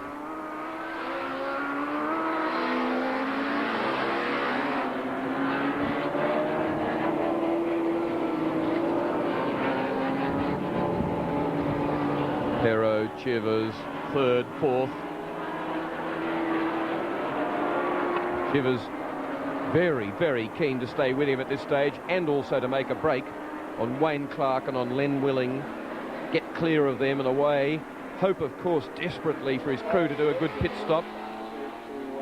28 there over the dogleg, Mark Fisher, just in front of them, Yamaha 750. Interesting for this meeting, a K model BMW, the RS, the sporting version, entered but didn't appear. BMW Australia would not have liked it to appear, as they see it as a touring bike and don't want to see it on the racetrack because they know it can't match the Japanese sporties that are more oriented to track performance than road. I mean, they run very well on the road, but their primary purpose in life is to be an outstandingly good bike on a racetrack. Rather, in fact, like the apoplexy that people used to give Mercedes-Benz by continually entering Mercedes-Benz in the James Hardy 1000. Bob Jane, in fact, was one of the prime offenders. He, for many years, entered Mercedes-Benz just to see what the reaction would be, I think. Yeah. Yes, he's run lots of Benzes there, and of course one did once win that series of races, as we saw that puff of smoke again from Neil Chivers' bike that you were pointing out, Kevin McGee. Yes, I've been watching that puff of smoke and I think it's gradually growing bigger, so we could see a few incidents there later in the race. There's the race leader, Robbie Phillips, under the bridge.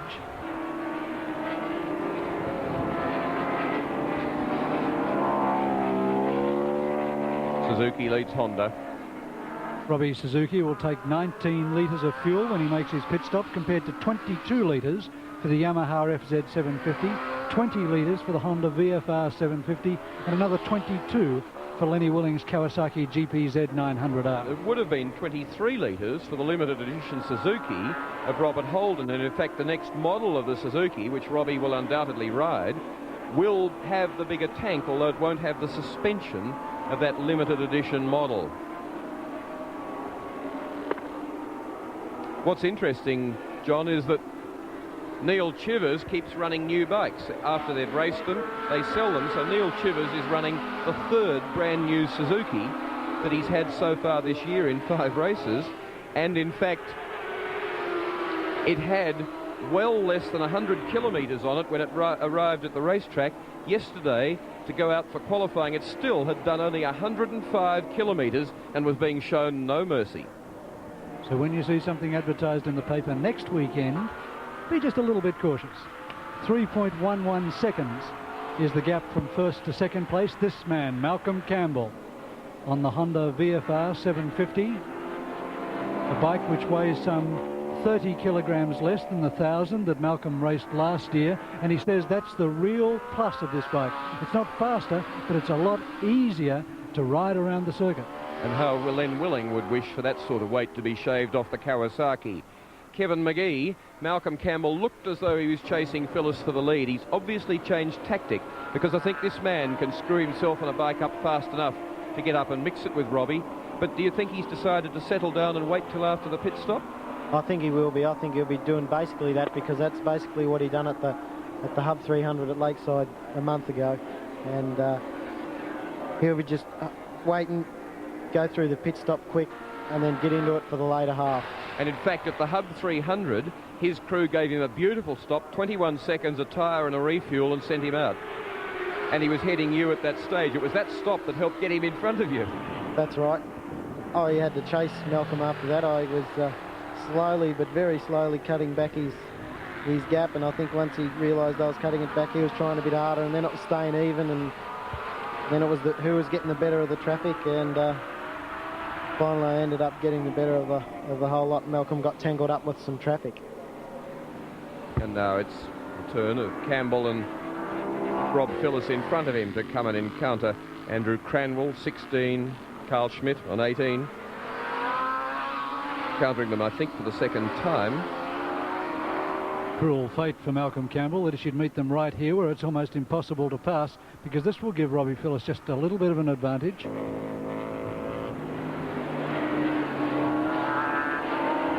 This is the race situation after 53 minutes of racing, 40 laps completed,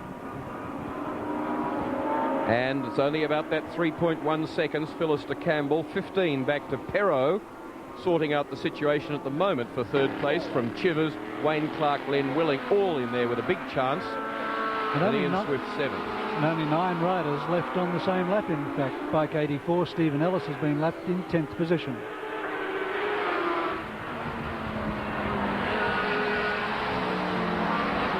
Campbell now taking the draft from slower riders down the chute, then out at the end of it.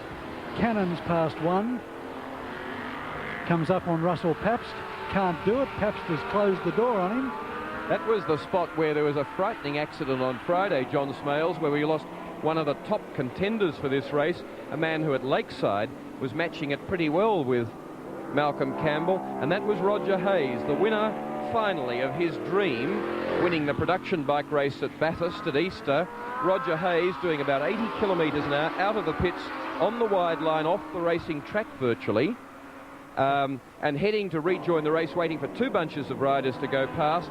Phil Watts pulling out of the second bunch to round up some slow riders, and at about 200 kilometres an hour, cannoning into Roger Hayes. And Roger said, boy, I saw him coming, there was nowhere I could go, and I think we were both very lucky to get out of it the way we did. He dislocated his collarbone and is out of it, and Paul Feeney back at Yamaha corner, 1 corner earlier than this, lost his bike, got out in the dirt.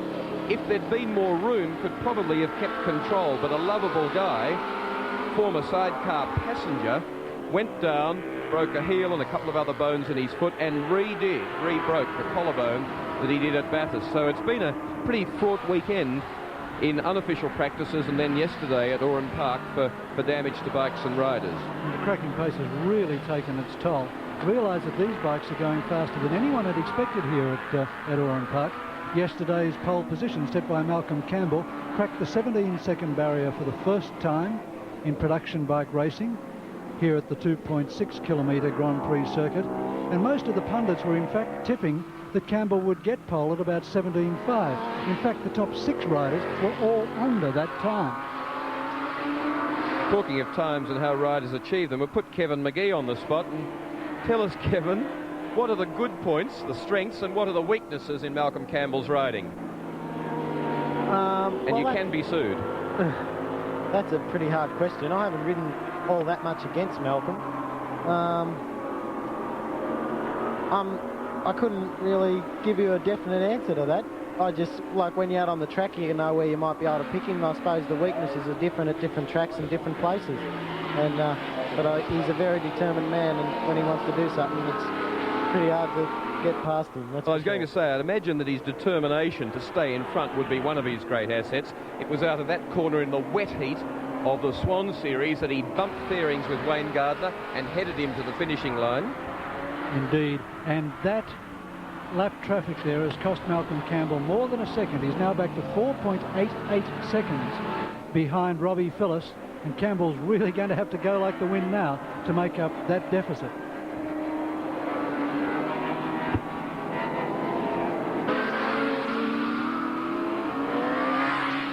No other riders. It's not quite right. Stephen Ellis on 84s on a Honda, but not a great number going for this new Honda. But Campbell, as he said yesterday, probably if we can get some wins on the board, they'll follow us.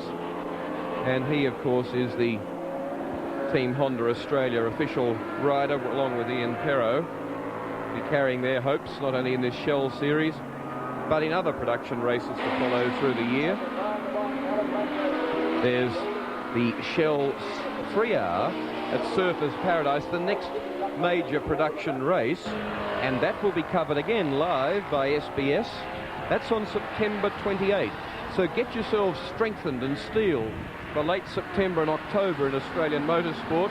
The Shell 3-hour live from Surfers Paradise, the final round in the Shell Series, and the second last of the major production races for the year. That will be on SBS. Then, of course, it's the James Hardy from Bathurst just 1 week later.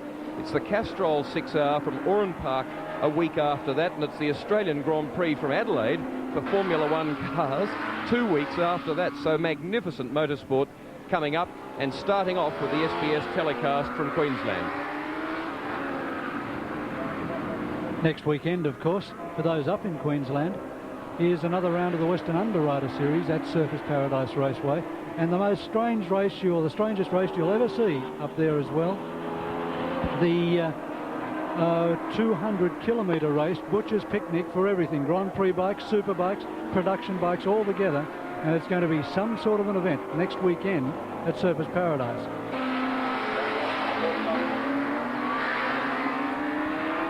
Chivers, Wayne Clark in that order. 56 and 61 are in 4th and 5th place.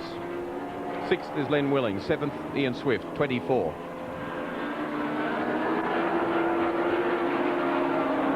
The 1 hour mark now coming up. Yes, 1 minute short of it.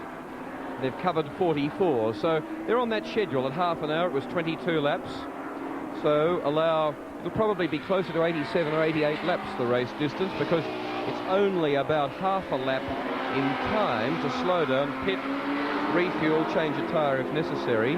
On a day like this, Kevin McGee, do you think a new rear tyre is necessary? Possibly. Some will choose to go for the new tyre for the sprint home. And Lenny Willing is the first of the major riders to go to the pits. There he is there on the Kawasaki GPZ 900 in 7th position. Robbie Phillips in the lead. Willing's bike still in the pits at 12.4 seconds. Wheels in. He's down and going in 16.27 on my watch. Good stop, Len Willing. And Ian Swift, the only one, in fact, likely to have taken a place from him, I think, on the basis of that stop. Ian Swift on 24.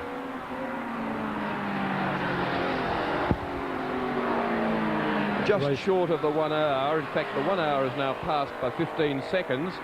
So Robbie Phillips, just past the halfway mark, has led all but a couple of corners of the race. And it's up to his crew to keep him out in a competitive time and for everybody else to catch him. The man's in the box seat at the moment. But he knows that people like Malcolm Campbell behind him, particularly Malcolm Campbell, very, very keen to get a score for Honda. It might have been race team managers Clyde Wolfenden's birthday yesterday, but that doesn't change their keenness to get a score on the board in this Shell Series. Just on the mention of that there, Will, it was our team manager's birthday today, Warren Willing, and I don't think that did much for us. No, it did not indeed. As Robbie Phillips flows beautifully towards Honda corner, up over the top there, the dog leg. Famous and infamous Oran Park corner, very difficult one. Timed to be made up there by a good rider on that corner, Kevin.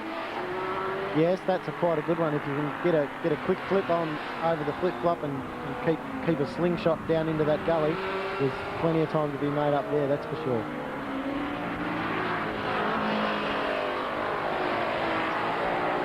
So the question now is how many of these people will pit on top of each other, and how good will the pit crews be? Certainly Lenny Willing's crew, Jeff run French, by Neville Doyle, proved their point. After 1 hour, 47 laps, Jeff French just in front of Robbie Phillips. He's pitted already, French. Phillips, Campbell, very anxious that their crews turn them out quickly. We'll be watching with great interest to see if they go for new rear tyres. Campbell being nicely supported by Ian Perro in third. Okay, the 4th place riders, 56 and 61. Neil Shivers there, and behind him Wayne Clark, have both pitted nose to tail. Shivers the first one to his pit. He's not going for a tyre, as you can see. No tyre changing, wheel changing facilities available. Both of them in.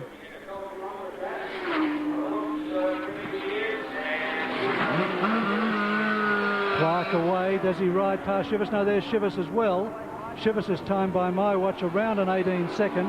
Shivers back out onto the raceway, and right behind him is Wayne Clark, so the status remains quo. 16.5 seconds thereabouts for Wayne Clark. A good stop for his crew. Similar stop to Len Willing. So critical for Campbell and for Robbie Phillis up in the front placings as Wayne Clark ranges up to Neil Shivers. And the ones that haven't pitted and in front of them, still Robbie Phillis, Malcolm Campbell, Ian Perrow, Suzuki, Honda and Honda, numbers 32, 3 and 10, who are yet to pit. Do you, as you flip your visor down, Kevin McGee, as you come out of the pits for that final time, is there sort of a real determination, but also something significant as you flip it down and you say, well, I've got an hour in front of me and I'm going for everything? Do you settle in and just go for broke, get your mind into gear? Yes, when there's no tyre fitted or anything like that, you don't waste any seconds on the first couple of laps. Clark underneath Shivers. Wayne Clark grabs a place from Shivers, and then Shivers fights back on the inside, but can't do it. Yes, he can. Better exit from Castrol corner. Clark challenges back again at the end of the straight. I think this highlights what we're talking about the race that's going to develop in the last hour. It's on within half a lap of the pit stop. Yeah. Wayne Clark looks back and says, is that the best you can do? Or something similar, and Robbie Phillis is just behind them. Race leader. There he is.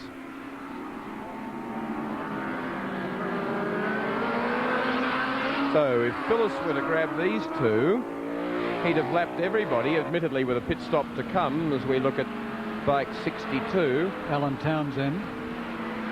Phillis would have lapped everybody but Malcolm Campbell and his teammate Ian Perrow. And in fact, Ian Swift on 24 has come up to 4th place and is in, because he hasn't yet pitted either, and is in front of Chivers 56, Wayne Clark 61, Len Willing 49, all of whom have pitted.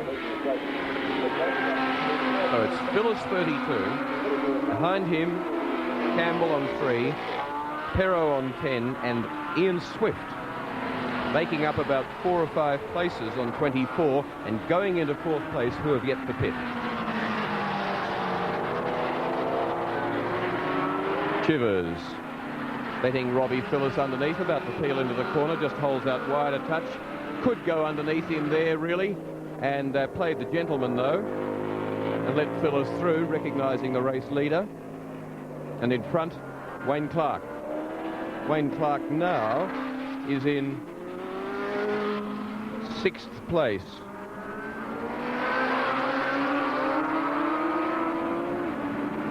I think it's 5th, although our leaderboard tells us 6th. They've got Len Willing up in front of him. We'll have to confirm that in a moment.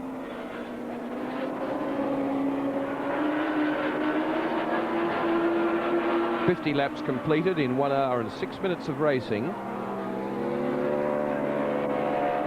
That's 130 kilometres.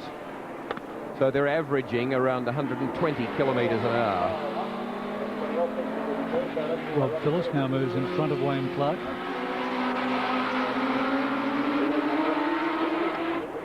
And in fact, Willing is in front of Chivers and Wayne Clark. So let's recap the placings. It's Phillis, Campbell, Perrow, Willing from his pit stop on the Kawasaki is now 4th. Ian Swift is 5th. Then it's Chivers 6th. And Wayne Clark, no, Wayne Clark in front of him, so it's Wayne Clark Chivers in that order. And then a lap down to Trevor Manley on 105, and number 6 Robert Duran from number 84 Stephen Ellis. Campbell currently sits 6.9 seconds behind Rob Phillis in the lead.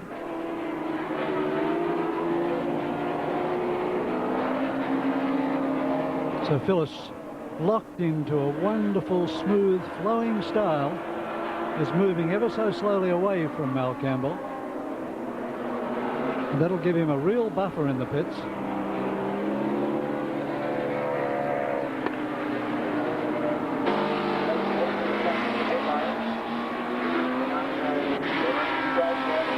Here comes Robbie Phillis. The race leader heads for the pits on lap 51. at 2:35.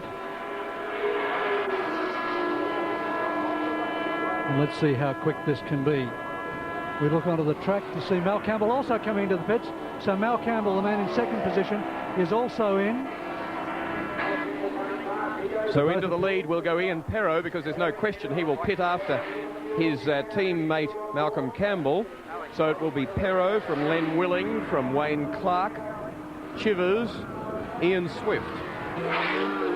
Chivers out in about 17 seconds. Mal Campbell still sitting there. Will go out behind him, still in second position on the motorcycle race. But he picks up time, I would suggest. He's got a problem with his fuel cap. There's Perrow. Perrow goes through, so that is indeed Ian Perrow, the race leader. No, Robbie Phillips retained the race lead. So there's Rob Phillips. It is Rob Phillips from Ian Perrow from Malcolm Campbell. That's the race order. And you can see that Perrow without a pit stop, not very far behind Phillips, who's had one, and Campbell not far in front of Campbell, who's also pitted. So Phillips, a great stop for the Mick Hone team, retains his lead. And Campbell's in behind him and now has to produce some Campbell determination and magic and daring.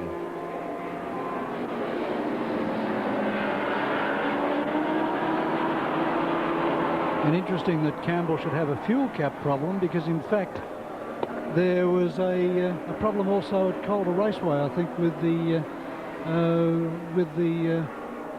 a cap on the bike as well, and sabotage was alleged at Calder. I remember hearing. That was a radiator cap on Ian Perrow's.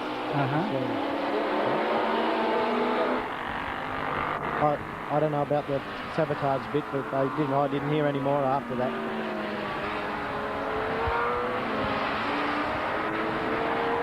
Phillips, look at the race leader, Phillips, with Perrow right behind him. And anything Perrow can do at this stage on behalf of Malcolm Campbell's a good thing. He runs right wide. Campbell will go through on him. Campbell will be in second place now as he flaps his elbows in hard, and he's a bit disgusted with himself there. It did give Malcolm Campbell an easy run through, but it took pressure off Phillips. Go Campbell, get out after Phillips. That's what he wants to do. And he's got 50 minutes. And I think you're going to see some speed, determination and hard riding from these two. Suzuki really has dominated the major production races so far this year. They have had in 4 races of therefore 40 top 10 placings, Suzuki alone has taken 26 of them, and if you want to allocate points to it, they've scored 152 points to Yamaha, that's had 10 of those top 10 placings. And again, if you work out on a 15, 12, 10, 8 point score basis through the top 10, Yamaha has taken just exactly half the points, 76, half Suzuki's points. Kawasaki has had only 2 placings in those top 10 and has scored 10 points from them, and Honda has had only 2 and has scored 24. So Suzuki is well ahead of the other 2 by about 50%, of the other 3 by 50%.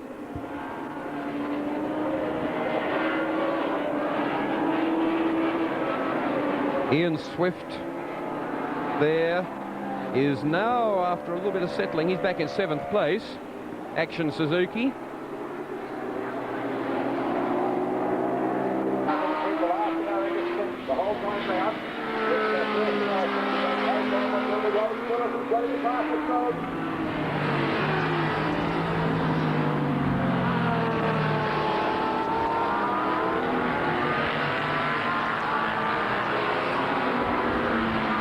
Lap 55, about 32 remaining in the motorcycle race. We look at Ian Swift, currently in 7th position. And Russell Paps, who qualified 21st. 13th. And there's the race for the lead now as Malcolm Campbell comes out of the slipstream of Robbie Phillips down the straight. Lap 54, he can't do it under power. He's back inside the slipstream again. He'll go for it under brakes for certain. Phillips covers the corner with his knee. And with the throttle, he stayed in very deep. He didn't back off early there. This is the race for the lead in the Shell Oils Production Bike 2 Hour at Oran Park. Some 50 minutes remaining in the motorcycle race. Look how much more forcefully Campbell changes down gears, and you can see his arm working on the throttle as he kicks back down through the gears. You barely notice Phyllis doing it. And the two veteran protagonists of Australian production bike racing, with people like Kevin McGee sitting in the commentary box today watching the veterans at it, and these two guys really know their craft. Campbell again ranges up alongside. He's not going to do it there. Has to back off out of Phyllis's draft. What will he do down under brakes? He'll look down the inside, but that's all Phyllis will let him do. He's too quick into the corner, too deep under brakes, and too well sorted on his line to leave a gap. But down the straight, the Honda's quicker, isn't it? Wasn't last time, and again he has to drop in behind the slipstream. Certainly his Superbike's faster in the Western Underwriters race, but the Suzuki has the legs on the Honda down this straight. The Suzuki with the best power to weight ratio of all the production bikes. Go down the other side of Alan Cunningham, and Campbell's got him. New leader, Malcolm Campbell from Robbie Phyllis, in under Alan Cunningham. And Malcolm Campbell, after 1 hour and 14 minutes and 20 seconds of racing, hits the front. And Robbie Phyllis has to chase Honda, that has not fared well in the production races this year, and Suzuki, that's had a superb record. Yamaha, which ranges between the two.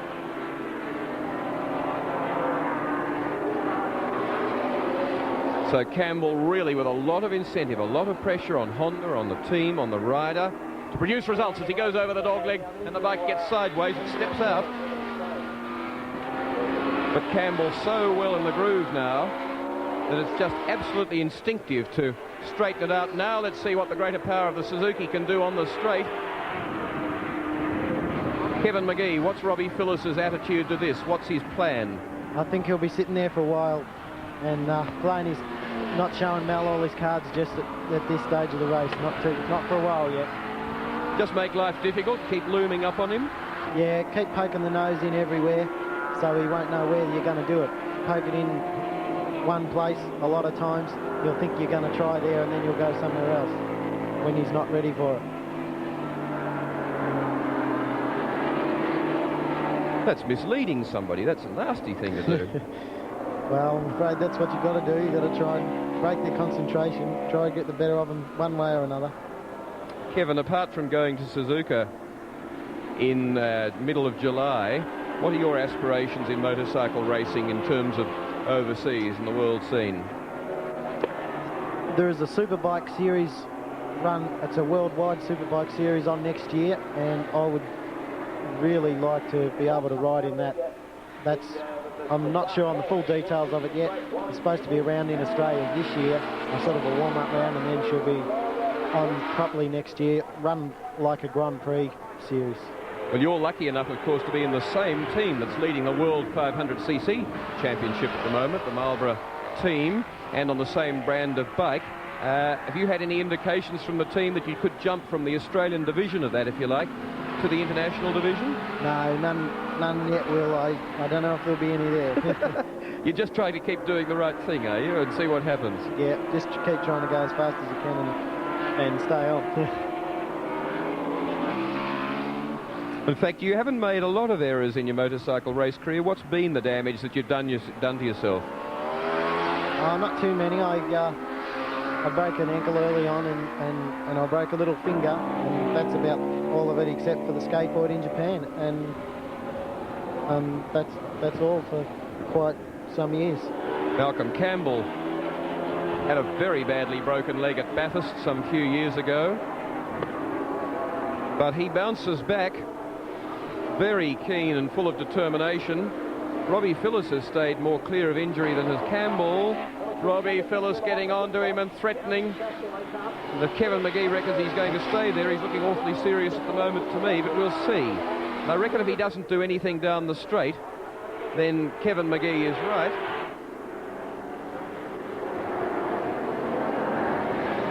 And it's Robbie Phyllis back in the lead from Mal Campbell. Campbell had a quick look down the inside and decided, well, maybe not, because Robbie had gone in so deep he had it.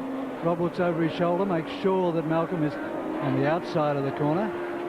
And so the lead in the Shell Series changes again. And Kevin McGee's smiling. Why?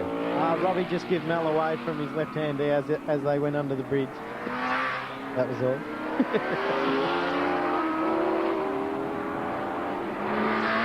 Robbie's a very cool character on a bike. He just looks like he's not working at all. He just looks like he's riding around without any effort at all. And Malcolm, on the other hand, sort of looks really aggressive and works the bike hard and that sort of thing.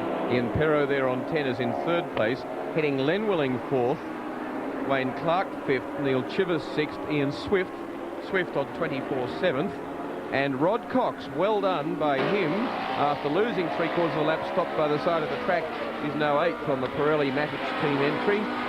And then it's one lap down to Trevor Manley on 105. But this is the dice for the lead.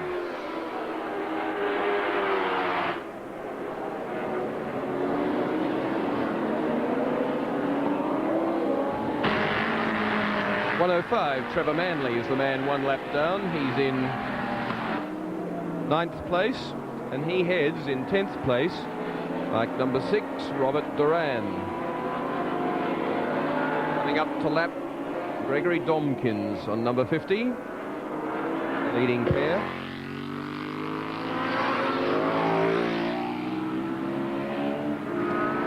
Big single exhaust on the right-hand side on the Suzuki. Twin exhaust pipes on the Honda. V4 90-degree V. The Suzuki, that tricky little water-cooled engine. They've followed on and they've produced in their GSXR 1100 a bike that is the same weight as that Honda 750, 198 kilos. And with 40 minutes to go, the situation is Rod Phillips narrowly leads Malcolm Campbell for the lead.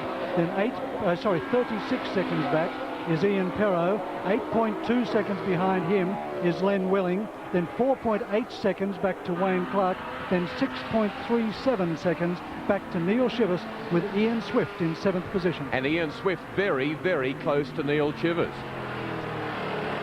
And a new leader again. It's Malcolm Campbell back into the lead. 3 times the lead has changed in no less than 6 laps. Good stuff from 2 very skilled and quick riders.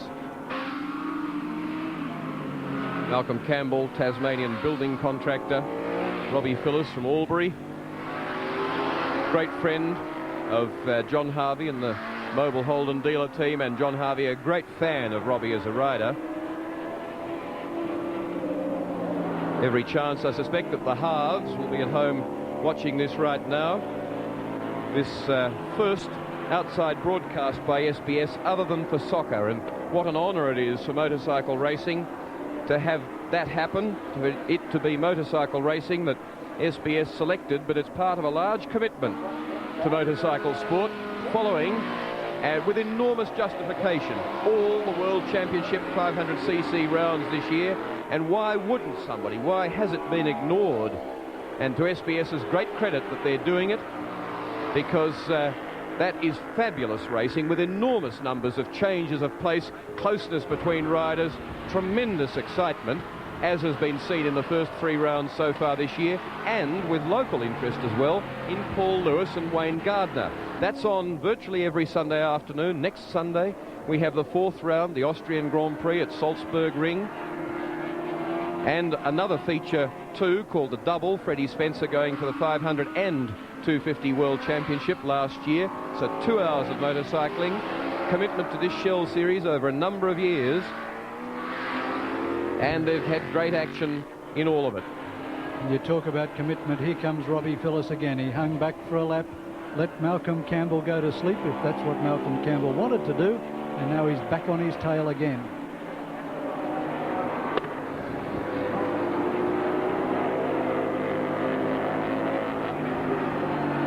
slower rider in the way could influence the situation down into the braking area for Castrol Corner, but no, Malcolm Campbell is too far ahead. Oh, no, it could influence it.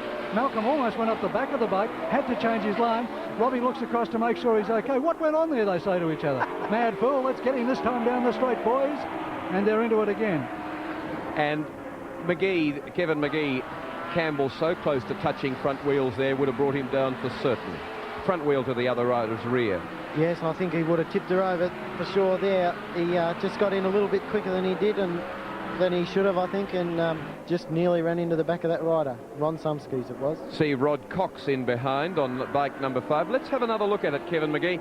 Tell us how you saw it. I think the rider in front might have braked a little bit longer than Malcolm expected him to. Oh, boy. How much later? Less than a tenth of a second. And sitting the way he was sitting, he'd have had the front taken from under him and have been down, sliding towards that concrete wall at Castrol Corner. And there are the race leaders. Rob Phillips in the lead, Malcolm Campbell beside him. Their hearts have settled down again now, both of them realising how close they both were to disaster in that incident.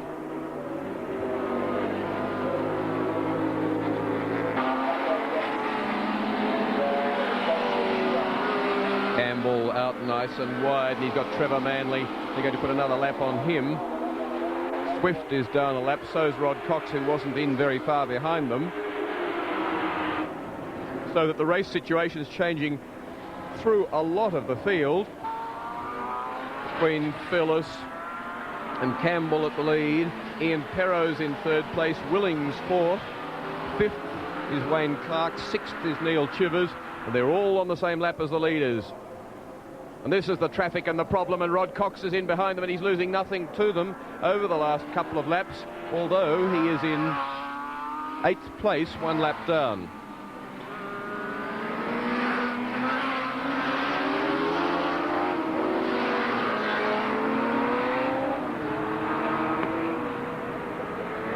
One hour 25 they've been racing, 35 remain. 34 peeling in, breaking up the leaders. Jeff Paul, who took a third down in Adelaide in the first round and rode extremely well.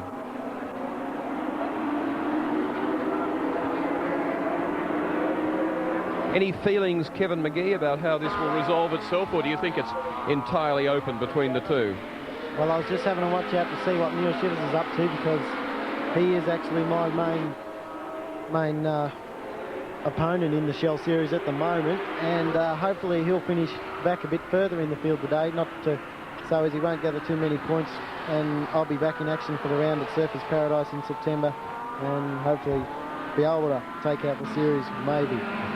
But what about these two, between Campbell and Phyllis? Any feelings about how that'll settle itself? I just think it'll be a race till the end. It'll be probably as fierce as the Superbike series was earlier in the day, as we've seen. And Kevin, no racing for you locally before you go to Japan? No, none at all. I'll just wait until I get to Japan and we'll do some testing and everything should be fine. And news comes through from the pits that bike 39, Ron Sumskus, the man who was involved in that incident with Malcolm Campbell and with Rob Phillips, is retired. There's the bike. So rather like a yachtsman who's had a protest flag entered against him, who's elected to pull out. The gentlemanly calling thing to do. a beautiful looking machine a bimotor from Italy, the bike, some sort of a crime. The most beautiful casting and welding in that almost handmade Italian frame as the leading dice continues. And a very useful bike which comes with a number of engines potentially, but in this case with a Ducati V-twin. There's the leading pair. Phyllis Campbell sets himself up for the run through the kink. Trying to do it faster than Phyllis. Rod Cox in behind them.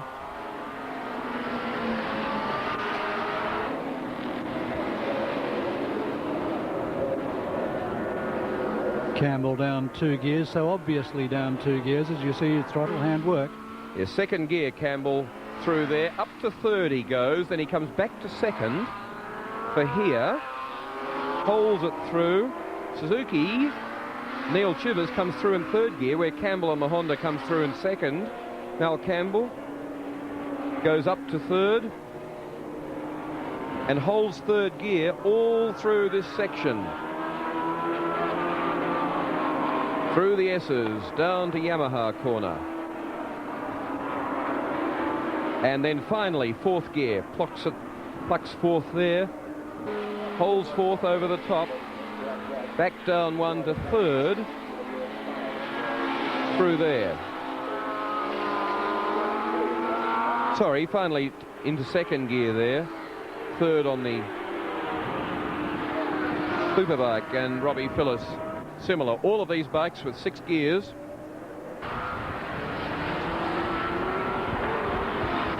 The Suzuki, the cheapest of these bikes, would buy one of those for $5,999 without having it delivered and registered as Campbell hits the lead.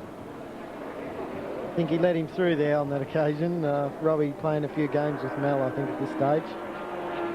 The Yamaha 6,300, the big 900 Kawasaki 6,200, and the Honda VFR 750F, to give it its correct and full title, $6,750, and a lot of that price very much thanks to the devaluation of the Australian dollar and its very written down value now against the Japanese yen.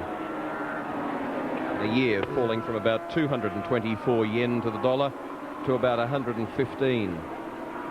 So don't blame the motorcycle manufacturers and factories.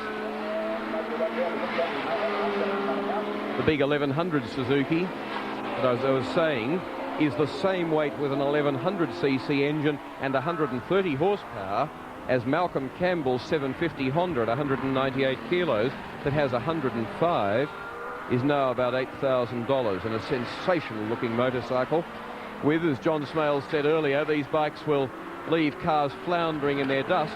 There's no car available that you can register and put on the road, certainly for normal use. You could get a four-wheel drive turbo mid-engine rally car that would do it, but no other car would do 10.3 seconds for a standing 400-metre sprint. Jeff French rounded up and lapped on bike 8. Malcolm Campbell continues to head the motorcycle race.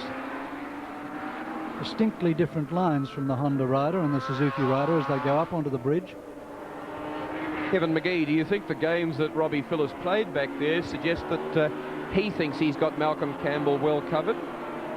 No, I think he'd just feel more comfortable following Malcolm and letting him set the pace and wait till a bit later in the race. Malcolm will be well aware of what's going on. All right, well, there's the countdown time. Perro's third on bike 10. Campbell's teammate, Len Willing, Kawasaki's fourth, Wayne Clark. The Bridgestone bike, fifth, Neil Chivers. The Action Suzuki on Pirelli's sixth. And Ian Swift is seventh. And Rod Cox on 5 is eighth. Swift, of course, being in 7th place, is away back from the action and 1 lap behind. No, he's on the same lap again now.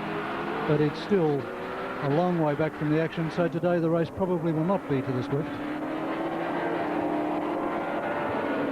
Dear me, he worked hard for that one, and Malcolm Campbell's working fairly hard here.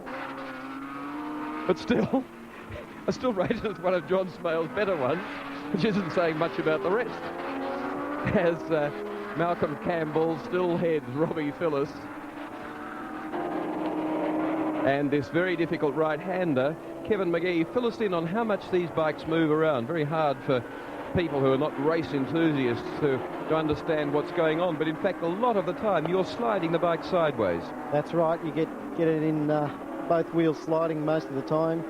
And it's quite an exciting feeling. Even the spectators can't pick up any sort of the immense feeling that you get when you're on the bike. It's just incredible. You get the front sliding as well, do you? Yeah, in this Castrol 6 Hour here last year in the rain, the front was sliding as well as the back, almost everywhere. You're just in a big two-wheel drift most of the time. Sounds horrifying. Oh, look at this. Campbell had to duck back into the slipstream and gave an opening to Phillips, but then Campbell, with a bit of shucking and jiving in the traffic, managed to hold out Robbie, but only just. That's Phillips on the inside of Campbell there. Jeff McNaughton's in there on 4, and 18's Carl Schmidt. Wonderful control of the traffic from both these riders, using it to both their advantage and ending up line ball. And under acceleration, Kevin, where you getting them sliding out of corner like this. Obviously, you have to be careful that you don't get them sliding too far or wheel spinning, really, because at that stage you're going to lose everything and punish the tyre. That's right. You you just leave a nice fine black mark down the road. You can't pick it up. You can pick it up sometimes on the TV, but not very often. And when you're behind a bike and he's doing it, you can just see he just leaves a black strip of rubber. Some 40 seconds behind is Ian Perro, and was that a flash of Len Willing there? Yes, it is. So Len Willing right on the tail of Ian Perro for third position in the motorcycle race, as this is the dice for the lead between Malcolm Campbell on 3 and Rob Phillips on 32. Boy, fantastic action both ends of the field at this stage. 70 laps have been completed, and they've been racing for 1 hour 33 and a half minutes. So there's 26 and a half remaining.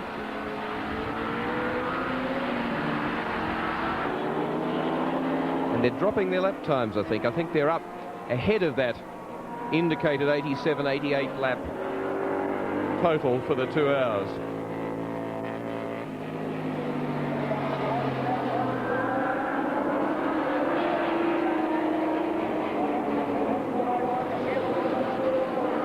Campbell, Phyllis, further back Perro, Willing, and Perro and Willing are closer than this pair. They're in 3rd and 4th place, and then it's Wayne Clark, Ian Swift, Neil Chivers. Ian Swift in front now of Neil Chivers, which would please Kevin McGee. Yes, I'll be looking for a low finish from Neil Chivers this afternoon, I'm afraid. I'm really keen to hang on to as many points as I can. There's Neil Chivers. So coming up to lap 7th place, and in front of him we'll get a look at some of these other dices is Ian Swift now. Swift is 6th. Swift on 24.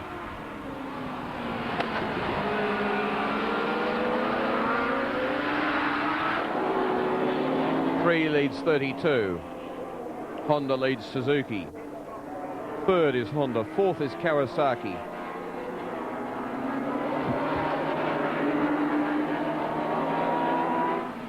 5th, Yamaha. And that's not a good result there, Kevin McGee. No, that's a Suzuki. Yeah. Suzuki, sorry. Yeah. So we have to go further down to Jeff a lap McNaughton. down to Jeff McNaughton. And there's the deal. Change of place for 3rd position, Len Willing, bike 49. Takes over 3rd position from Ian Perro, Honda bike 10.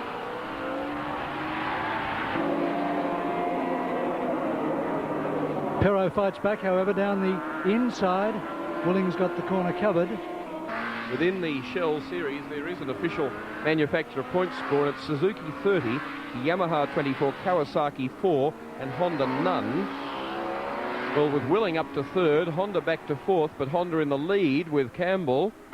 Situation should be greatly improved in terms of the manufacturers who haven't done so well so far, but still Suzuki punching very well in the lead in the series, and with Robbie Phillips supporting them very nicely from a 3rd place within 1 second of the lead. Willing, he said yesterday that he thought he was in the best track for the Kawasaki's particular virtues. As you see the leading pair up to the bridge for the 74th time.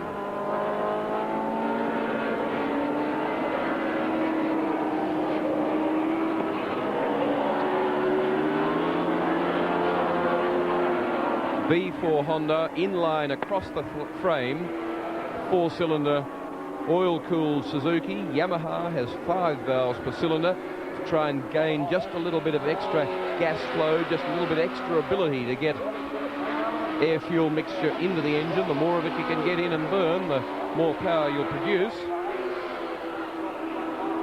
But all the other bikes relying on 4 valves per cylinder, the current hotshot technology discovered recently by the car industry. And in 5th position, there's Wayne Clark on bike 61. He's 15.73 seconds currently behind Ian Perro in 4th position. And Perro, of course, is right on the tail of Len Willing, the Kawasaki GPZ 900, in third place.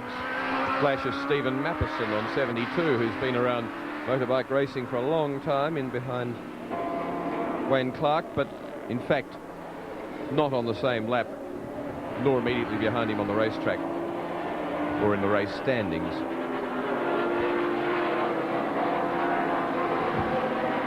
Unbelievably light frames they've got on these bikes.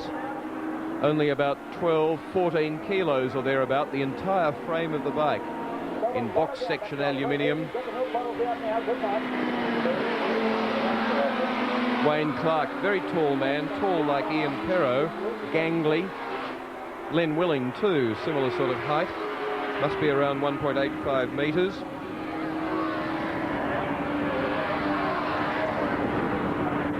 Down the end of the straight goes Clark. Clark in 5th place behind that Willing Perrow dice for 3rd and 4th. The Mal Campbell Robbie Phillis dice for 1st and 2nd. Behind Wayne Clark is Ian Swift, 24, and Neil Shivers, 56. Rod Cox, number 5. He, in fact, Rod Cox, is the best placed. Yamaha, 3-6, 8th place.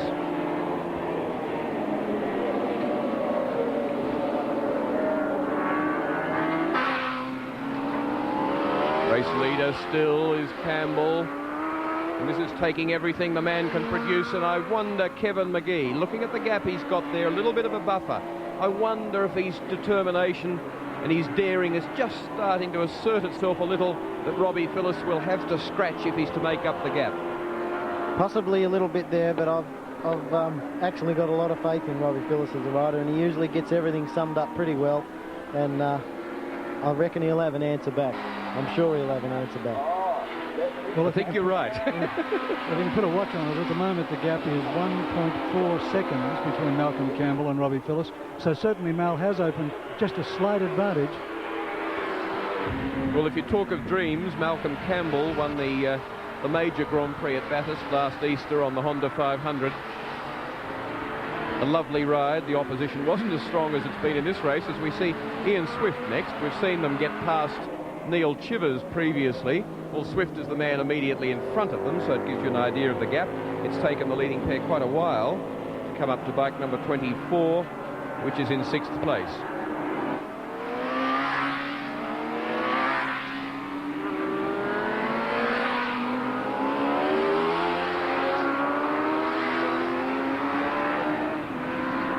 Goodyear Bridge, and Goodyear, one of the tyre manufacturers that's not involved in motorcycle racing.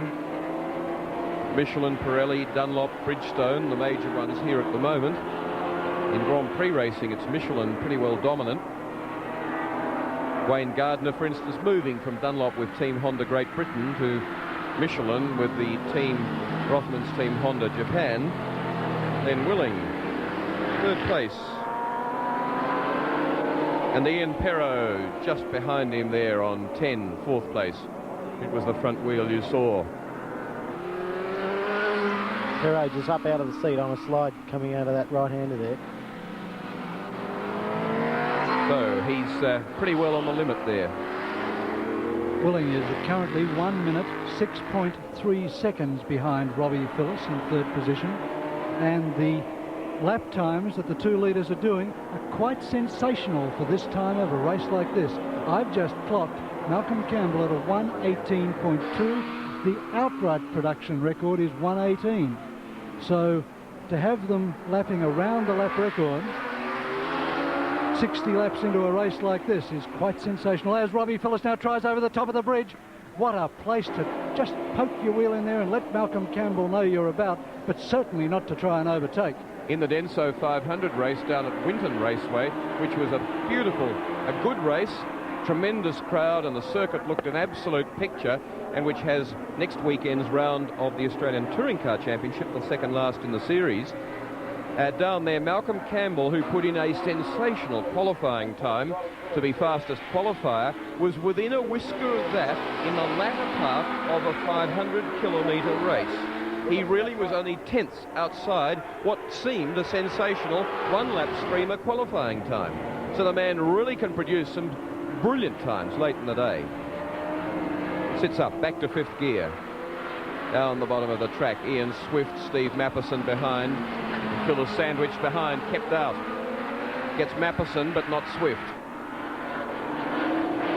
And will have to go hard and deep, but he does it to get Swift up to this one. And something he's learned from his good friend Peter Brock, a wave of the fist as he goes through Swift there, just to let him know that he didn't appreciate it. 17 minutes remain, an hour of 43 and 12 seconds of racing. And they've covered 78 laps of the Oran Park Grand Prix circuit, 2.62 kilometres around.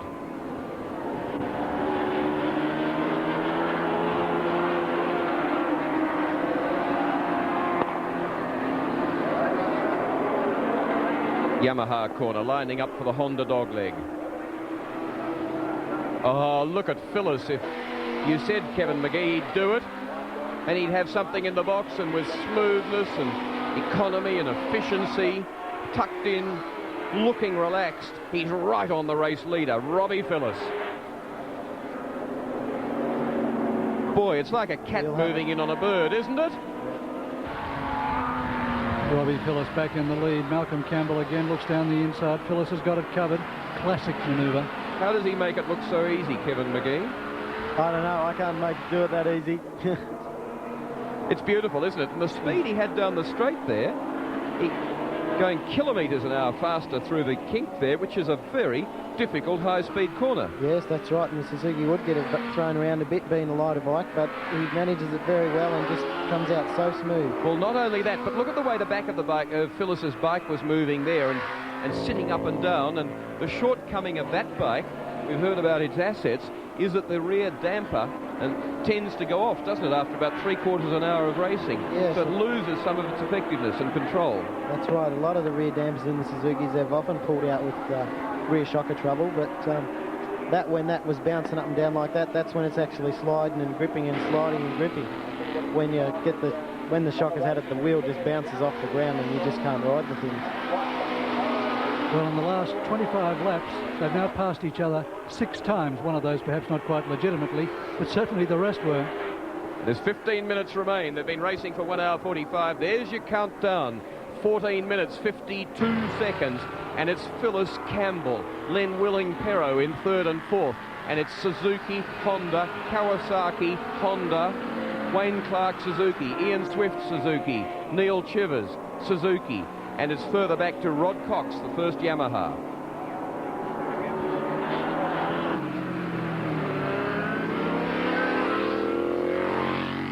This is shaping up as probably the best last 5 laps in a long-distance motorcycle race we've seen since the Castrol 6 Hour of 2 years ago, Will. Oh, 3 seconds. 3 seconds in that between Michael Dawson on the 500 Yamaha and Wayne Gardner chasing him. Just brilliant stuff. And this looking none the less exciting as the cat and mouse game continues. And you've just got to reckon that fireworks are going to explode as they get closer to the checkered flag.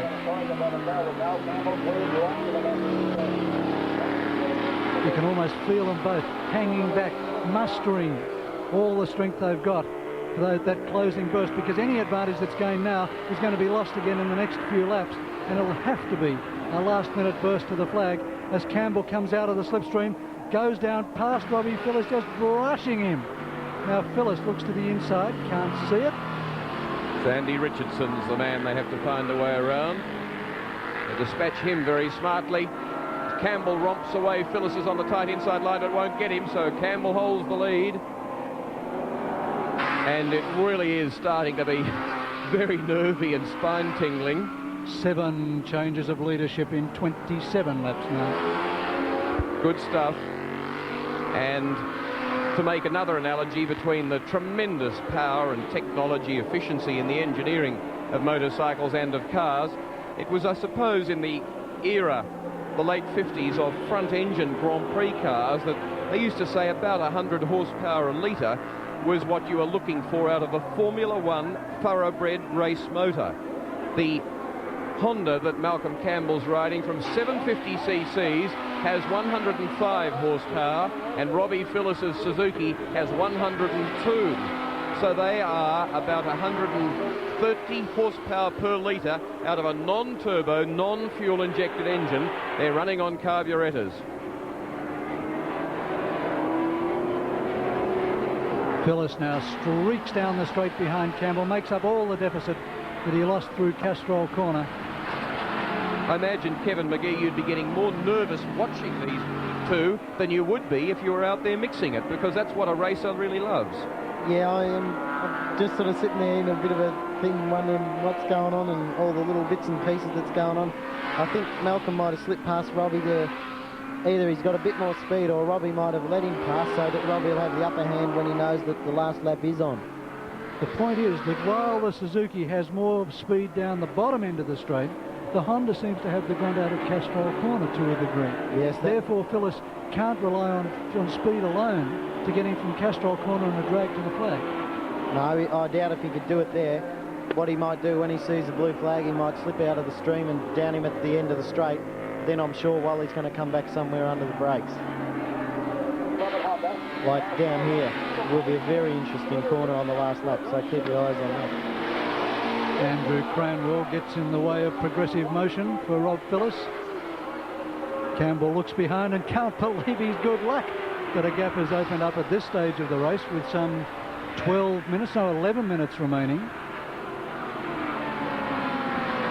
And then Phyllis closes the gap again. And the next time Campbell looks over his shoulder, there it'll be, the piercing eyes of Rob Phyllis right over his back, his exhaust pipe.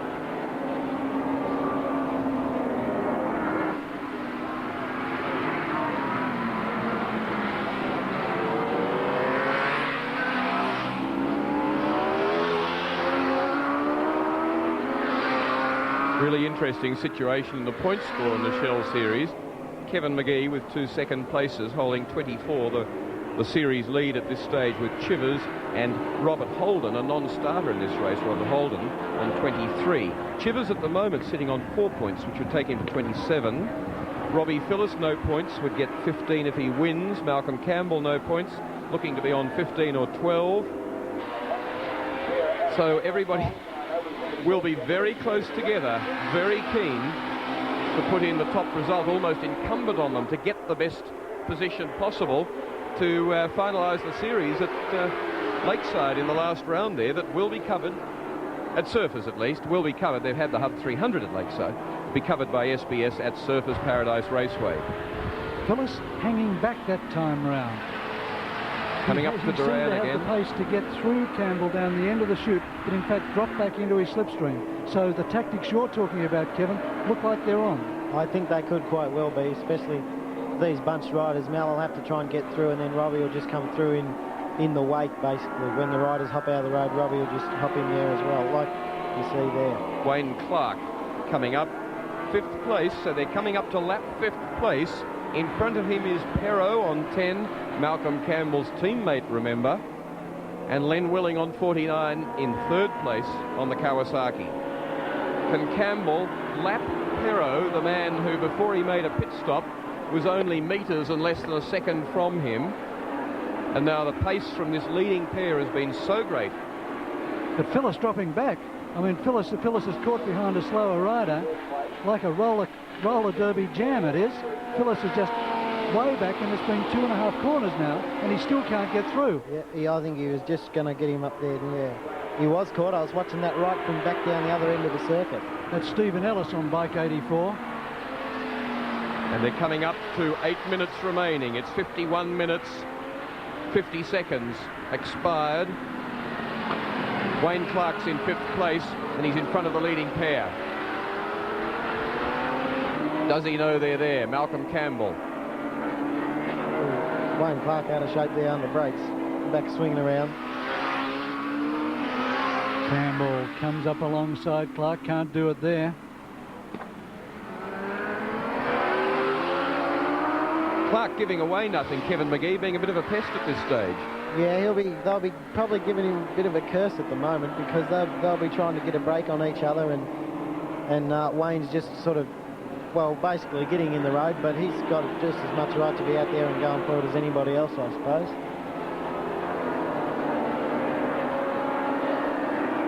he might be trying to help his teammate Robbie Phillips out with a bit of a move here. That's in the Bridgestone team. Bridgestone sandwich. Yes, indeed. Oh, that's Malcolm it. Campbell got him. Clark wide, and Campbell through, Phillips behind him.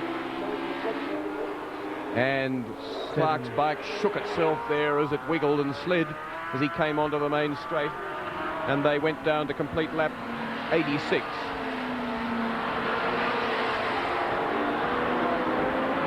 Some 6 minutes now remaining.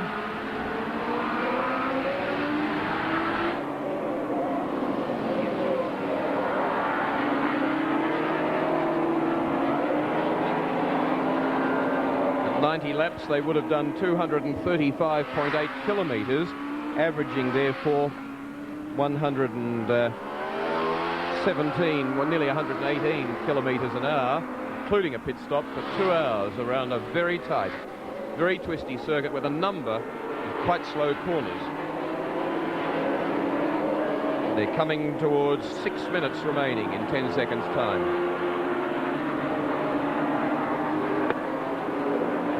Which will be worth about 3.5 laps. So they have upped the pace from the first half hour, they've upped the pace from the first hour, they've done more distance and laps than that in the second hour, as Campbell's being threatened so strongly by Robbie Phillips. Look at the little man all tucked down neat and tidy on the Suzuki number 32, as the Honda rider, taller, doesn't tuck in so well, but he does when he gets into top clip in 6th gear. Neil Chivers on the Suzuki doesn't get into 6th down the straight. He holds 5th gear. They're coming up now to lap Neil Masson, the Scottish gentleman, who's settled into Sydney and to pursuing his race career, and coming up to Alan Cunningham on bike number 44. He's sharing that with Barry Thompson. Cunningham, 4th in the Wind Safari last year, a very forceful rider. In fact, on that bike at the moment, I think, is Barry Thompson. It is Cunningham.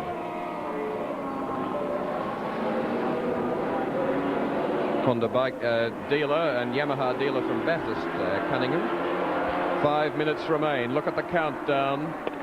Campbell and Phillips. Then Willing, Perot, Kawasaki and Honda, Wayne Clark, Ian Swift, Neil Chivers. Quite a battery of Suzukis.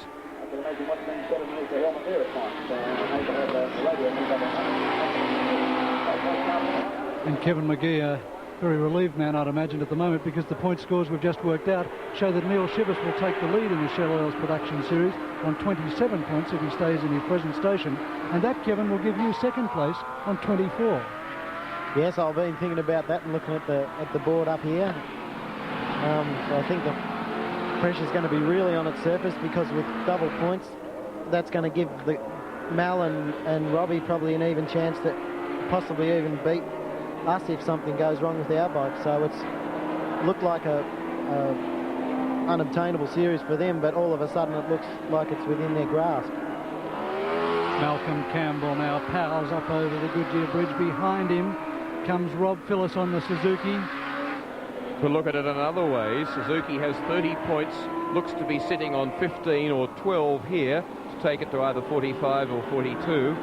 Yamaha well out, looking at only about 3 points to come up to 27. Kawasaki doing well, sitting on 10 points to go up to 14. Honda 15 or 12, depending how Malcolm Campbell does, to come up from 0. So Suzuki in the box seat in the manufacturer section of the series. And it's in a few seconds' time, 3 minutes, which is 2 and a little bit of a lap remaining. Whether they do that final third lap will remain to be seen. Oh, and it's Phillips now. Robbie Phillips gone in a big way, and he kept going out over the embankment there. Robbie Phillips, a big drop, so Malcolm Campbell, the pressure right off him, and a very high-speed tumble for Robbie Phillips, and that will not please anybody. It doesn't please Kevin McGee sitting here in the box.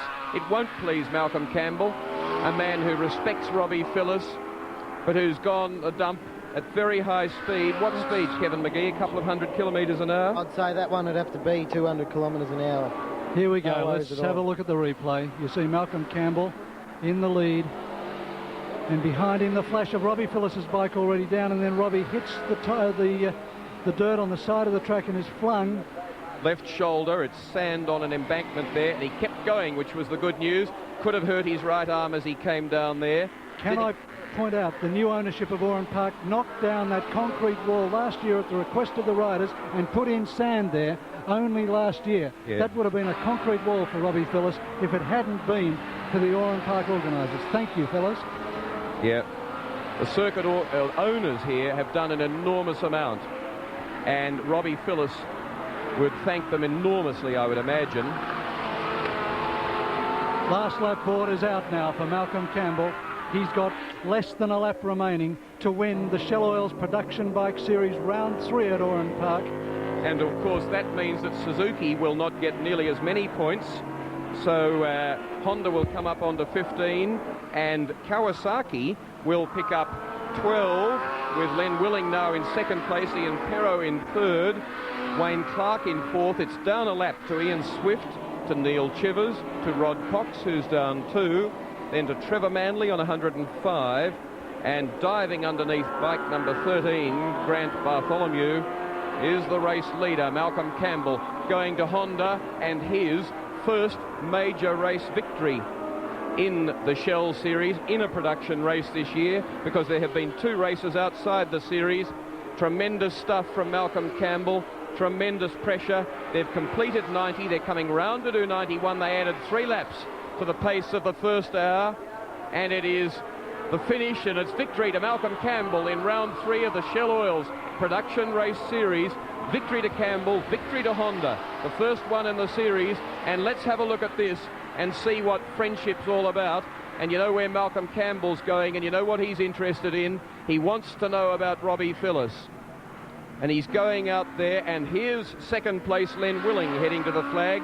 He's about half a lap behind, but this is a great effort from Len Willing, just in front of that bike. And that's Wayne Clark. That's Russell Pabst there. Sorry, Will, Pabst. on the STP machine. The 2 hours has just gone by 10 seconds. There's Willing, he's in second place. And 91 laps completed.